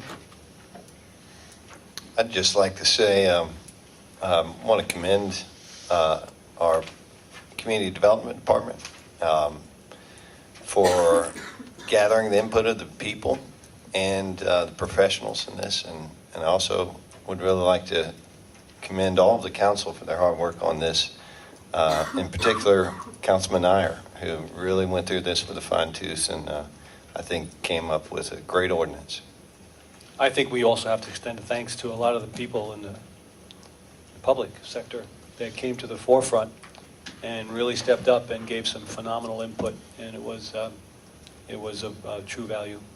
I'd like to point out specifically, Bennett White, your knowledge and work on this has been invaluable to me. I mean, you know this backwards and forwards, and I feel a sense of confidence that I would not have necessarily felt on all these, can be technical issues, but were it not for your expertise and your considered knowledge on this subject. So I appreciate the work that I'm glad you're with the city, and I appreciate the work you've done on this. I just want to say that I'm extremely pleased with the end product, which I think has been the compilation of all that everybody's mentioned. But, it's a thorny issue that we got into, and an extremely important one, but I feel like we've done a good job of strengthening our former stream buffer ordinance, and yet made it flexible enough that we can actually put trails and find ways to enjoy the streams that we have, which are such an asset to our community. I think we've actually made it a little harder to get a stream buffer variance, and yet I'm really pleased with our requirements for the mitigation, because I think that recognizes that you can do things within the stream buffer and yet still be a good steward of the waterways and our streams, and mitigate it to such an extent. And we're actually requiring that you mitigate the entire lot instead of just the immediate area. So I think it's a huge improvement in what we had. All right. Along the same lines, I'd like to thank staff for the work you put into it, but also I think more importantly, what I'm pleased with is we took what was a fairly generic ordinance that was handed down by the state, and I think we've crafted one that is specific to Brookhaven. And I think that with the mitigation efforts that Councilmember Williams had mentioned, we now have an ordinance that affords the same level of protection for our streams and water quality that is currently in place that we were provided by DeKalb County. So win-win in that we have our own ordinance, but more importantly, our natural resources will be protected as the ordinance is enforced. Yeah. Thank you. Thank you, Susan, as well. Any more discussion? All in favor of adopting the item 2, the stream buffer ordinance for the city of Brookhaven, signify so by saying aye. Aye. All opposed? All right. Okay, the next item is ordinance 2014-03-01. Consideration of approval for an ordinance adopting Chapter 16, Offenses and Miscellaneous Provisions, Articles 1 through 5 of the Code of Ordinances of the City of Brookhaven, Georgia. This was deferred from the March 11th, 2014 meeting, and this item also is available for public comment. Okay. Is there any public comment on the Chapter 16 crimes and offenses, miscellaneous provisions for the city of Brookhaven? Tom, I had a question. Were you able to, I know we had a short, were you able to get anything on the paraphernalia? Or is that going to be done another later date? Well, you can let me go ahead and propose the amendments. Okay. And then it can be Incorporated to the resolution, and then Okay. we can change that. All right. So if I could just briefly allow me to do that. Hold on one second. Who's making the motion on this? Anybody want to Nobody's volunteer? made the motion yet. I know, but I'm saying who's going to? You want me to make the motion? Well, I think we can just... I want to make sure who's ever making the motion has, well, I guess I don't have to restate it. I was going to say, the motion Right, is okay. what he said. Okay. What he had Okay, said. these will be the amendments All to Chapter 16, and I'm going to take the latest ones and go forward. Section 16-64, notice of negligent or false alarms. The term third will be deleted and substituted with the term fourth in the fourth line thereof. In section 16-54, displays will be amended in its entirety to read as follows. It is unlawful for any person to place in an area accessible to minors any objects designed or intended for use as drug paraphernalia or the smoking or ingesting of tobacco, and any newspaper, magazine, handbill, or other publication knowing or under the circumstances where one reasonably should know that the purpose of such publication, in whole or in part, is to promote the sale of objects designed or intended for use as drug paraphernalia, or the smoking or ingesting of tobacco.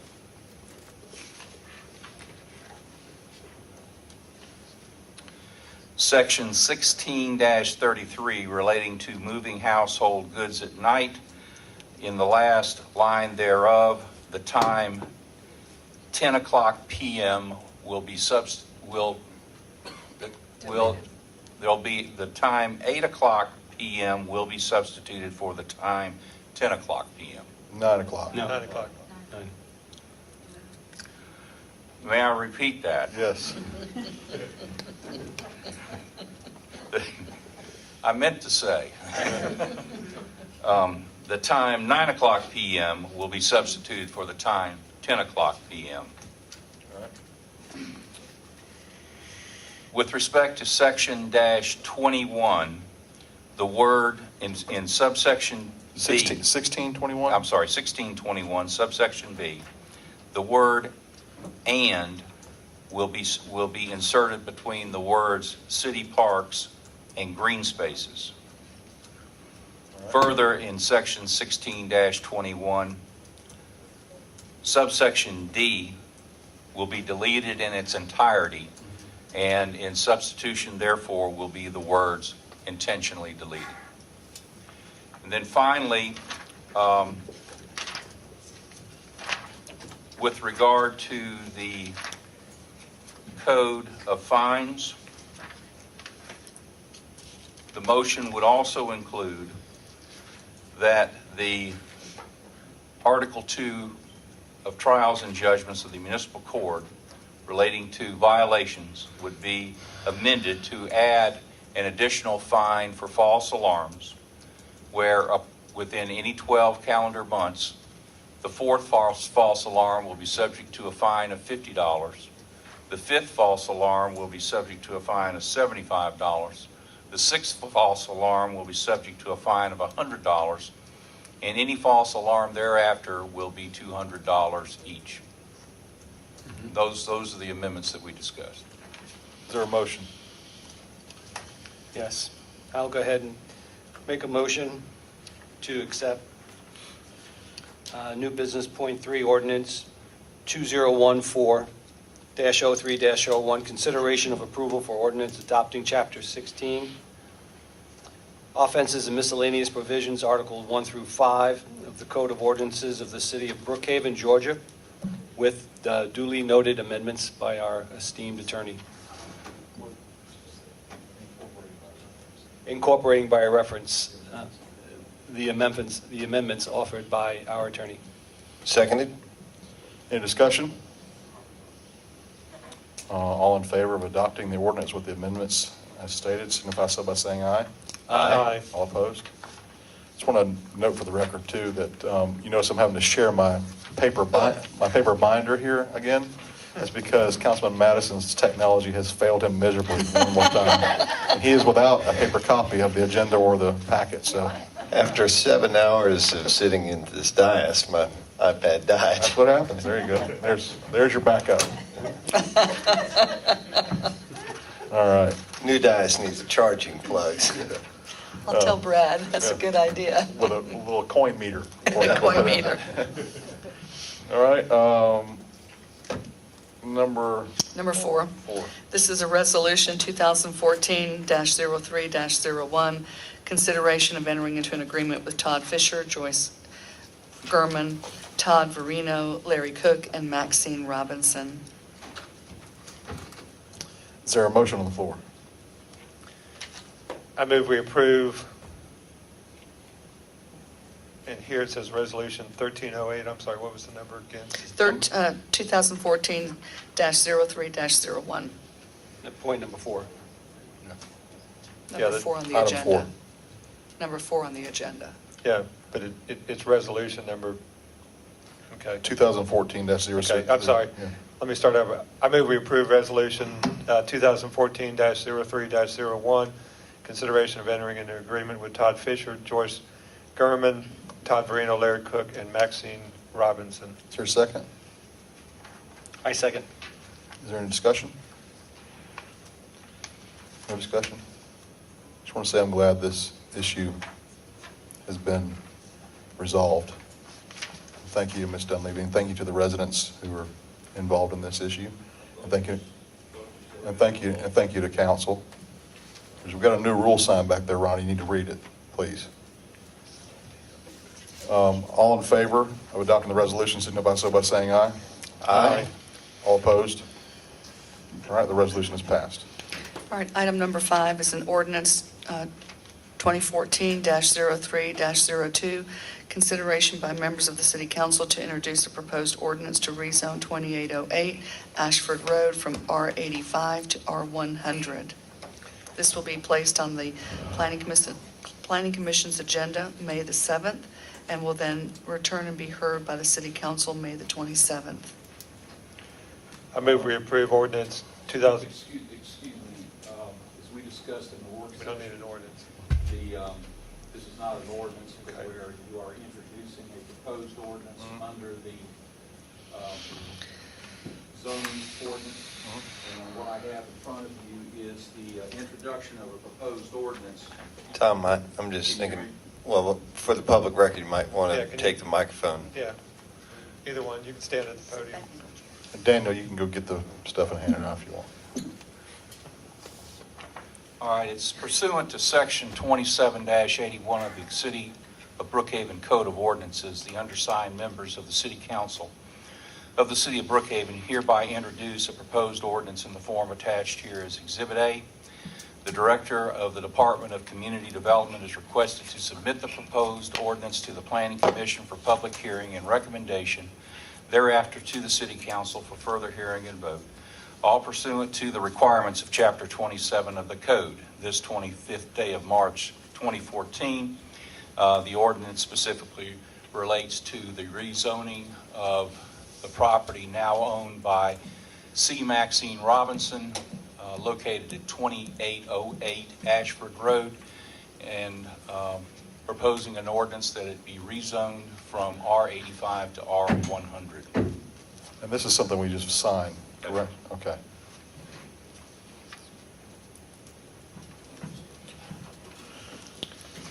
Did- Just sign and pass it down, I guess? All right.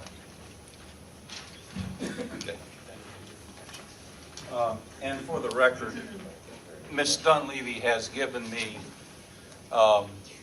Ms. Robinson's written consent to this proposed ordinance. I have that in hand. Okay, Thank good. you. Thank you.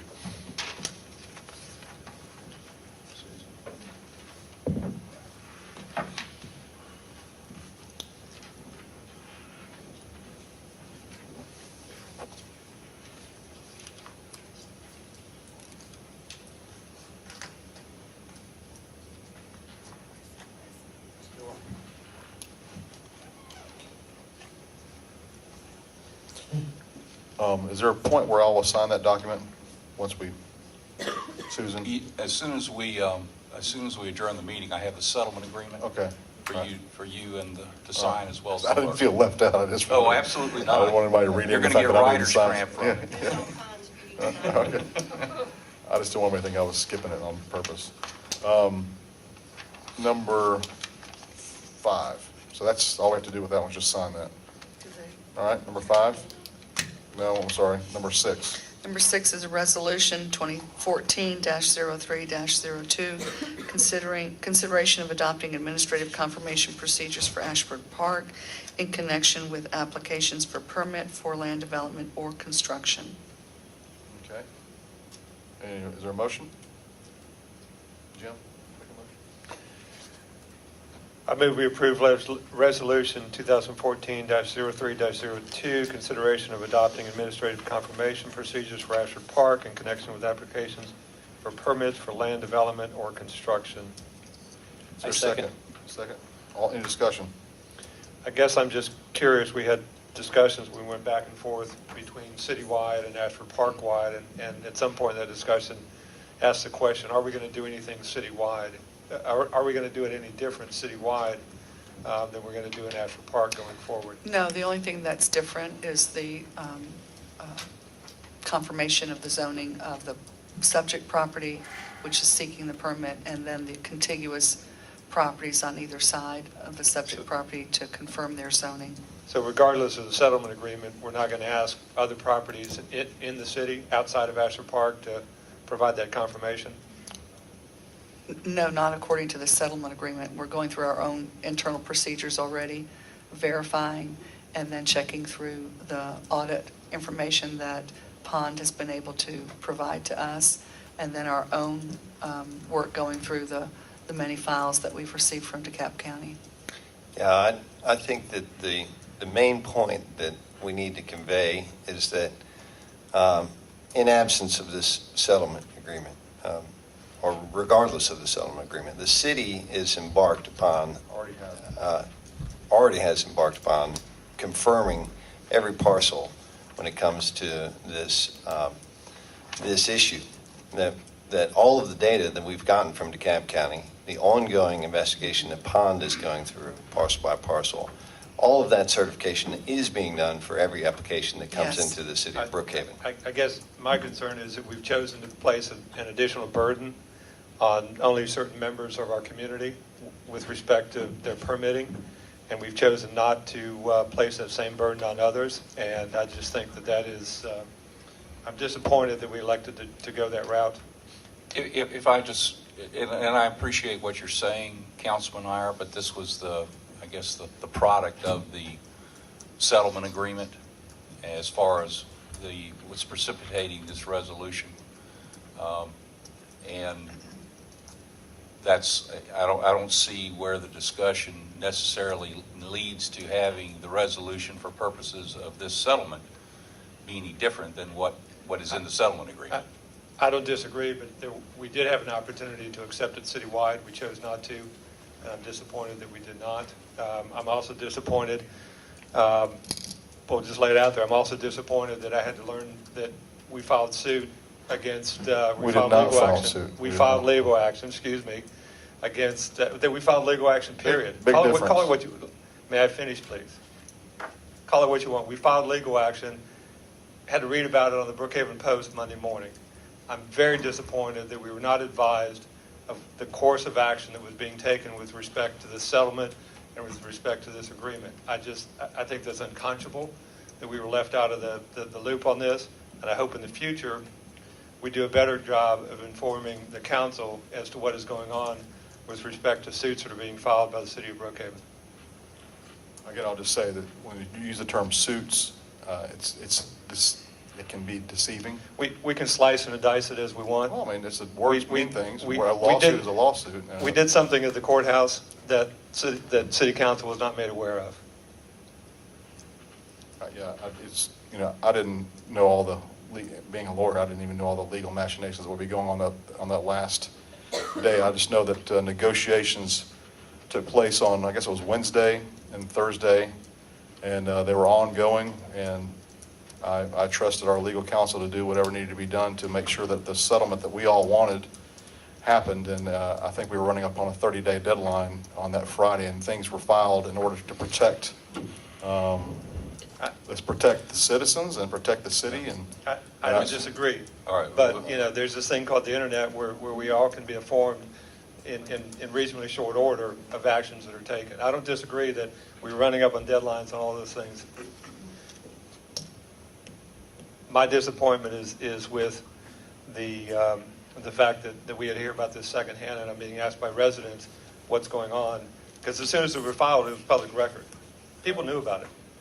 I didn't know about it until I read about it in the Brookhaven Post Monday morning. Right. So I'm not comfortable with that, with being put in that situation. Yeah, and I understand that. I didn't know about it either. I would have liked to have known, but I know when we have a time crunch like that, sometimes things like that happen. When you have a Friday to a Monday and a weekend and a deadline, I understand that things being filed without an explanation that this is in the normal course of business for these types of proceedings. I wasn't aware of them. Councilmember Williams has got great experience with things being filed as a member of the DeKalb County ZBA. And, we talked a little bit about that we need an education or just a seminar or some information being given to all of our board members about what can potentially happen when it comes to their service on any board. And it certainly is something that if the city attorney felt it was necessary, it needed to be done. If the world were perfect, we would have gotten informed Friday night, possibly. As it stood, I guess we were informed this weekend through emails and whatnot, but not from the city. And I wish that our staff had been informed as well. So that's something that we'll work on.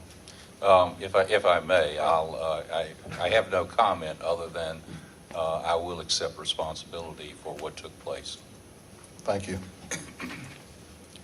Rebecca, do you have? Well, I would just add that, I wasn't quite clear what exactly had been filed, and then when I found out it was a writ of certiorari, that was a little clearer to me. Having been on the ZBA for DeKalb County a number of years, as I understood it, this is your common recourse if you want to appeal your decision. It's basically a request. It's a request for a judicial review. And this is your appeal that you have on a ZBA decision. Numerous cases were filed, certainly while I sat on the board, that named me as a board member, but I was never informed or told about it. In my mind, it doesn't rise to the level of a lawsuit for damages or that you personally are being sued, that sort of thing. So if I'm incorrect, you should correct me on that. No, you're correct. Okay. All right. Any more discussion? All right. I would apologize to any staff or citizens that were, given a little consternation about this, but we'll make sure this has never happened before. So now we've learned a little on all types of things, not just this issue. May I make a quick little comment? I think we were all caught off guard by this. And Jim, I thank you for taking the podium on this one here and making a statement. And I would just hope we use it as a learning curve in the future to make sure that we get communicated to, even if it's over a weekend, quick email, phone call, so Monday mornings we don't wake up with it. Okay, what's this, number 5 or 6? 6. Okay, all in favor of the resolution, signify so by saying aye. Aye. All opposed? All right. We have an amendment, number 7, the City Hall lease. Right, Last item. yes, we have the City Hall lease for 4362 Peachtree Road. There are some very minor tweaks to it. I'm still working with Delta Life Insurance and have been informing the city attorney, and the city attorney's office and his staff have been working on this lease. And basically it's as far as the scope and the major terms to the agreement, none of those are in jeopardy. It is just the desire of Delta Life, where there's a proviso in the lease that we are permitted to use their parking deck for overflow parking, and that if we use it past 6 o'clock, they wish to have us place an attendant there at their gate for safety purposes, for people that are exiting because of some past history on some issues that cause them concern of safety. So that is the provision that they're asking, and that's principally it. Mr. Faulkner, who is the president of Delta Life, said, there might be another one similar to that, but nothing that addresses the terms. All right. All in favor of item 7? I'm sorry. And discussion. I move that we approve the amended lease for City Hall. Second. Discussion. Couple questions. The lease will be with the city of Brookhaven, not the Brookhaven Finance Corporation? Correct. Is that correct? Yes, and that's why it's before you this evening, because the Finance Corporation did approve it months ago for a 5-year term. The owner, Delta Life, wanted to go into a 5-year lease, but with annual renewals. Section 4.03, additional rents. What's the total construction cost, and what additional rents will we be paying with respect to what's being done in the building? The owner is bringing the building up to code, removing mold and asbestos and installing, and has installed already, a sprinkler system. That is at 100% cost to the owner. The construction costs have come in, an estimate by HIT Construction, their contractor, for $652,000, of which a little over $100,000 in that estimate included the sprinkler system. So we're about at $550,000. Our budget was $600,000 to be split evenly between Delta Life and the city, so $300,000 on each side. The terms of the lease, or the rent rates for the second and third floor, are $15 a square foot. The basement level, terrace level, is at $7.50 a square foot.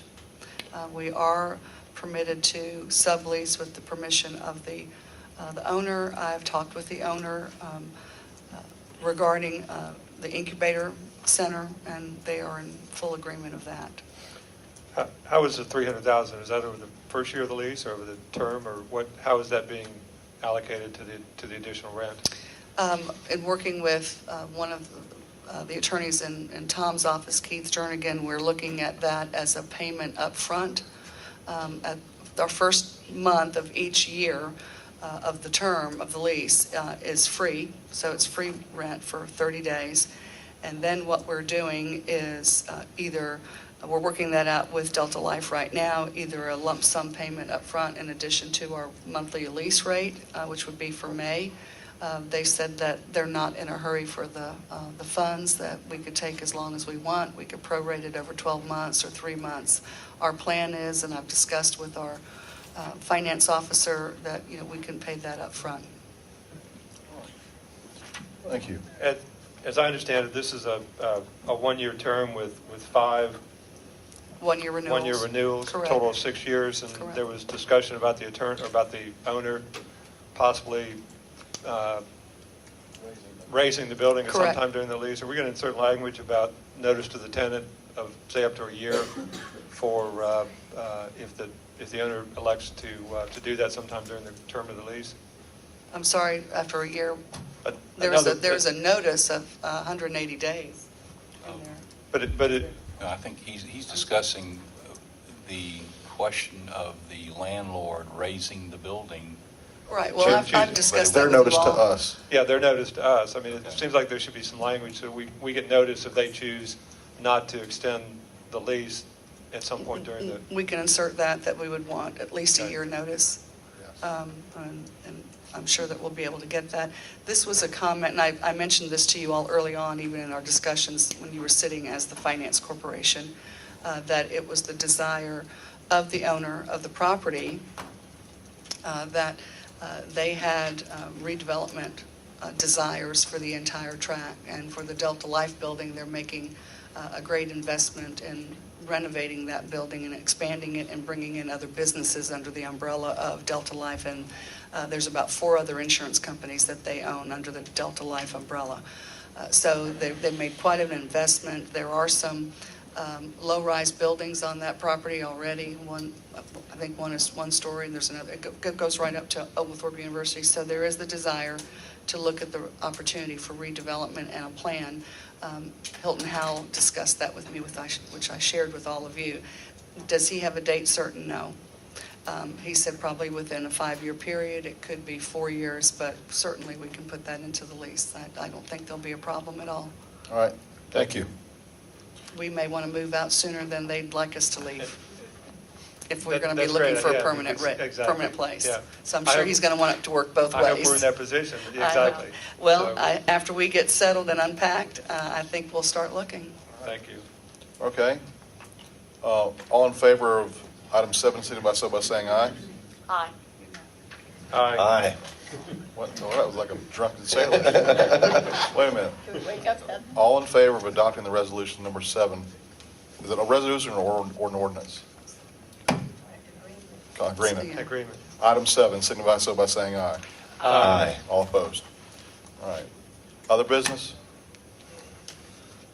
Public comments? I have a public comment section. Ms. Carson?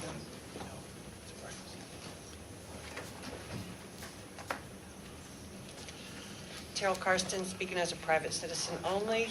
I had a question about a charter item, It's in section 3.04. On the 15th of the month, there's supposed to be a written report that's itemizing operations and expenditures by each department, and then that's supposed to be published to the citizens in a synopsis. And I was just wondering if you could give us a status or an update on when we could be likely to see those, or is it not going to happen, or do I have it incorrect? I have to see how long is the section? The session? The section.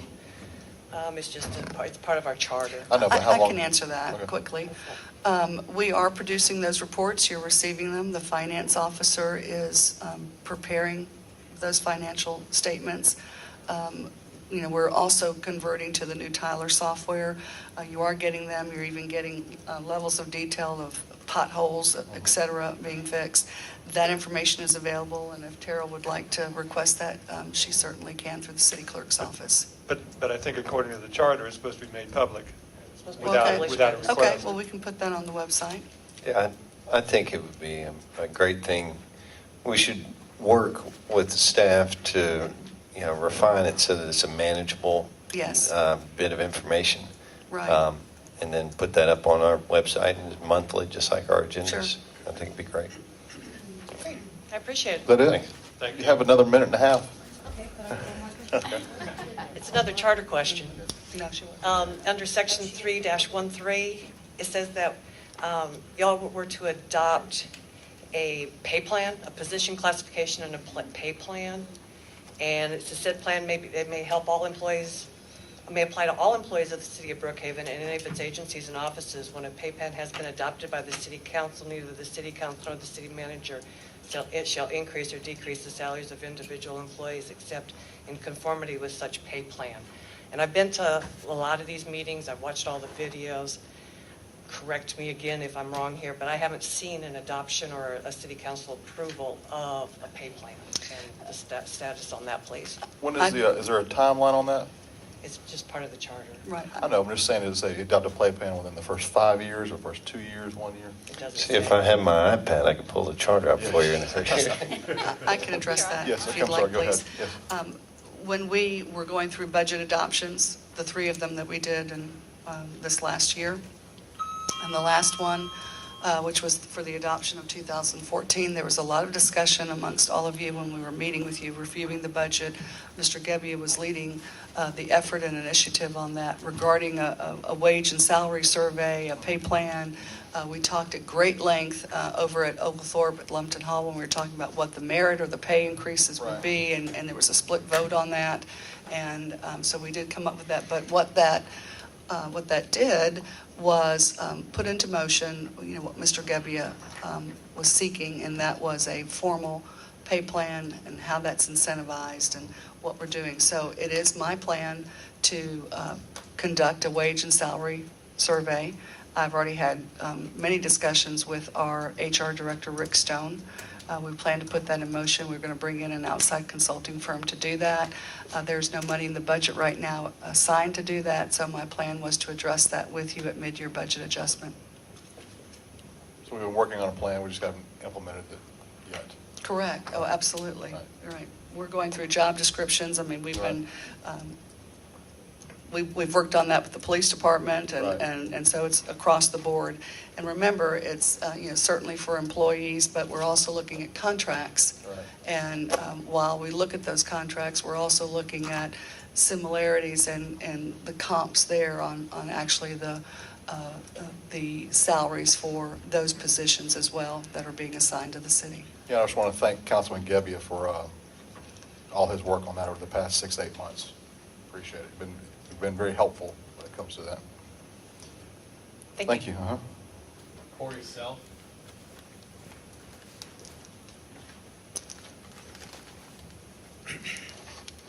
First time on this side of the microphone. Corey Self, resident of Ashford Park here in Brookhaven, member of the Zoning Board of Appeals as well.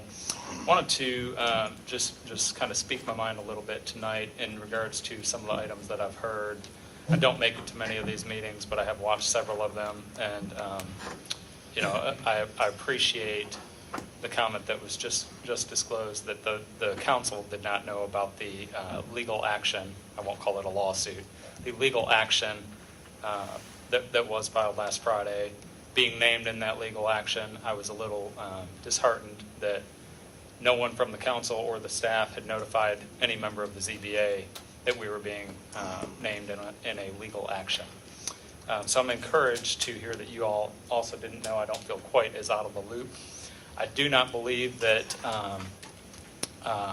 there was not an opportunity to disclose that to us, because in fact our chairman, Mr. Nama, sitting back here, signed a document at our hearing on Wednesday indicating that all costs had been paid, and was asked to sign one of those for the city of Brookhaven and for the Ashford Park residents.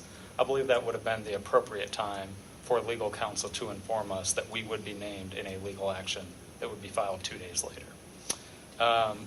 Regarding the settlement, I have to agree with Councilman Iyer. I don't understand why we are applying a restriction to part of the community and not applying that to the entire city. I understand that in the settlement, the city had the opportunity to apply that to the city as a whole, chose not to, that the residents of Ashford Park were asked, or were asking for that to apply to the city as a whole. I believe given the 5 months, 6 months before the pond study will be completed, it would be appropriate to apply that to the city as a whole. However, I do not believe that the onus should be on the builder to go and obtain that verification from DeKalb County. We have a city staff for a reason. I believe that they should be held accountable to citywide to verify that the zoning is correct when an application comes in, and that the zoning is correct not just on that property, but on either side of that property as well. That's all I had to say. Thank you. Thank you. Next. Richard Matthews.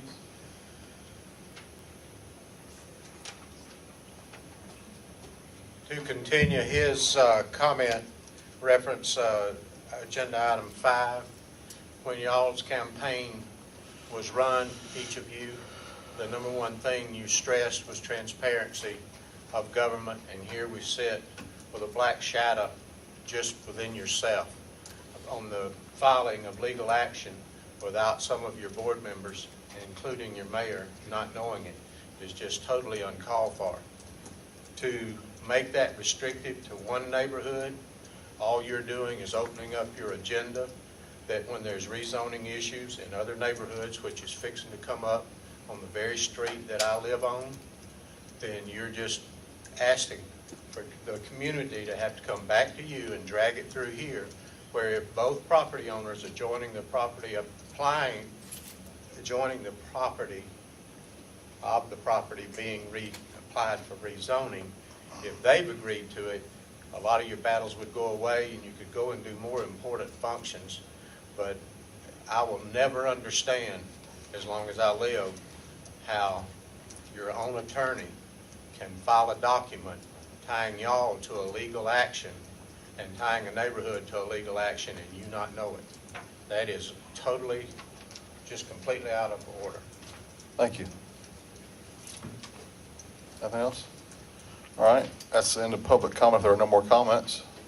Thank you all. Mayor's comments.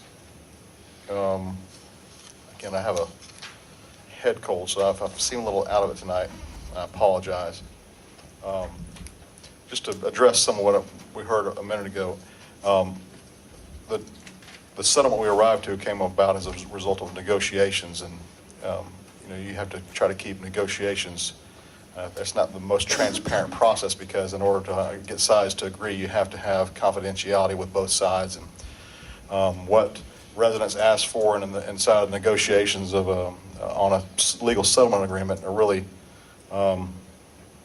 shouldn't be disclosed. But we arrived at an agreement that I think maybe everybody's not happy with on both ends. It was a way to make sure that our city was not at odds with citizens, whether the city had some culpability in the original issue, whether it was DeKalb County, whether it was a surveyor, whether it was a builder. whether it was excited passions that maybe spilled over a little too much. That's all behind us now. I think that our staff is and has been doing a good job these last few months making sure that issues that like arose on the street don't happen again. There are already policies in place that are all now in this settlement agreement that were already happening, that were already occurring within our city as far as verifying zoning districts and making sure that if setback averaging applied or whatnot. So our staff has been working diligently on this. We have this policy in place. The extra procedure was something that staff didn't necessarily think was necessary because of the procedures they're already taken care of, but as part of a settlement that was agreed to. So we have a thorough process in place to verify zoning for parcels. This extra step shouldn't be seen as an affront to a particular neighborhood. It should be seen as a concession in a settlement negotiation, nothing else.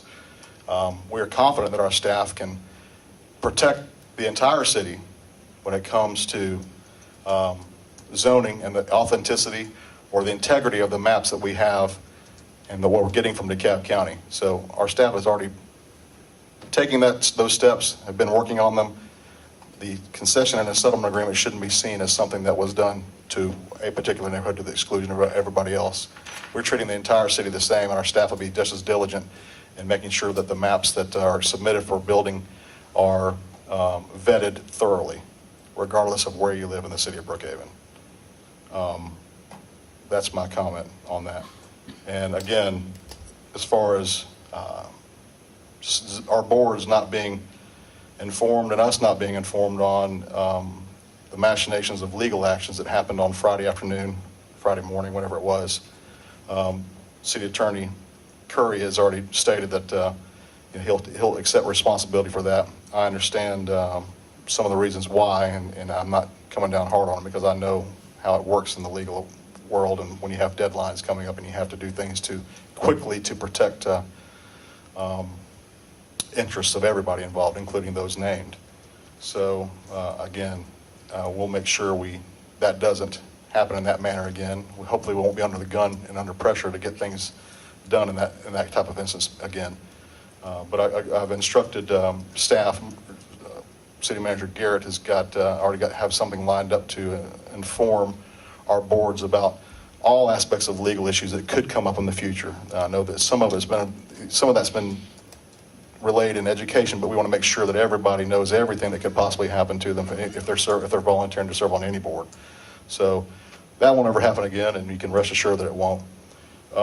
Again, I appreciate, it's about 9:40 now, I appreciate all the staff, all the work the staff did on our stream buffer ordinance, on all these ordinances, that Tom, that you did on the settlement agreement we just approved, and Chief, all the work that you did on the 911 issues. I just want to say I really appreciate it, and I really appreciate the depth of knowledge that everybody has had and given to us tonight, because we've got a lot of good counsel on everything tonight. So I appreciate that. And just remember the announcement we made earlier about the Brookhaven, the Capital City Golf Tournament on April 7th, the May 17th Ashford Park, the Brookhaven Bolt, that's on May 17th. May 17th, you can still register for that. April 17th?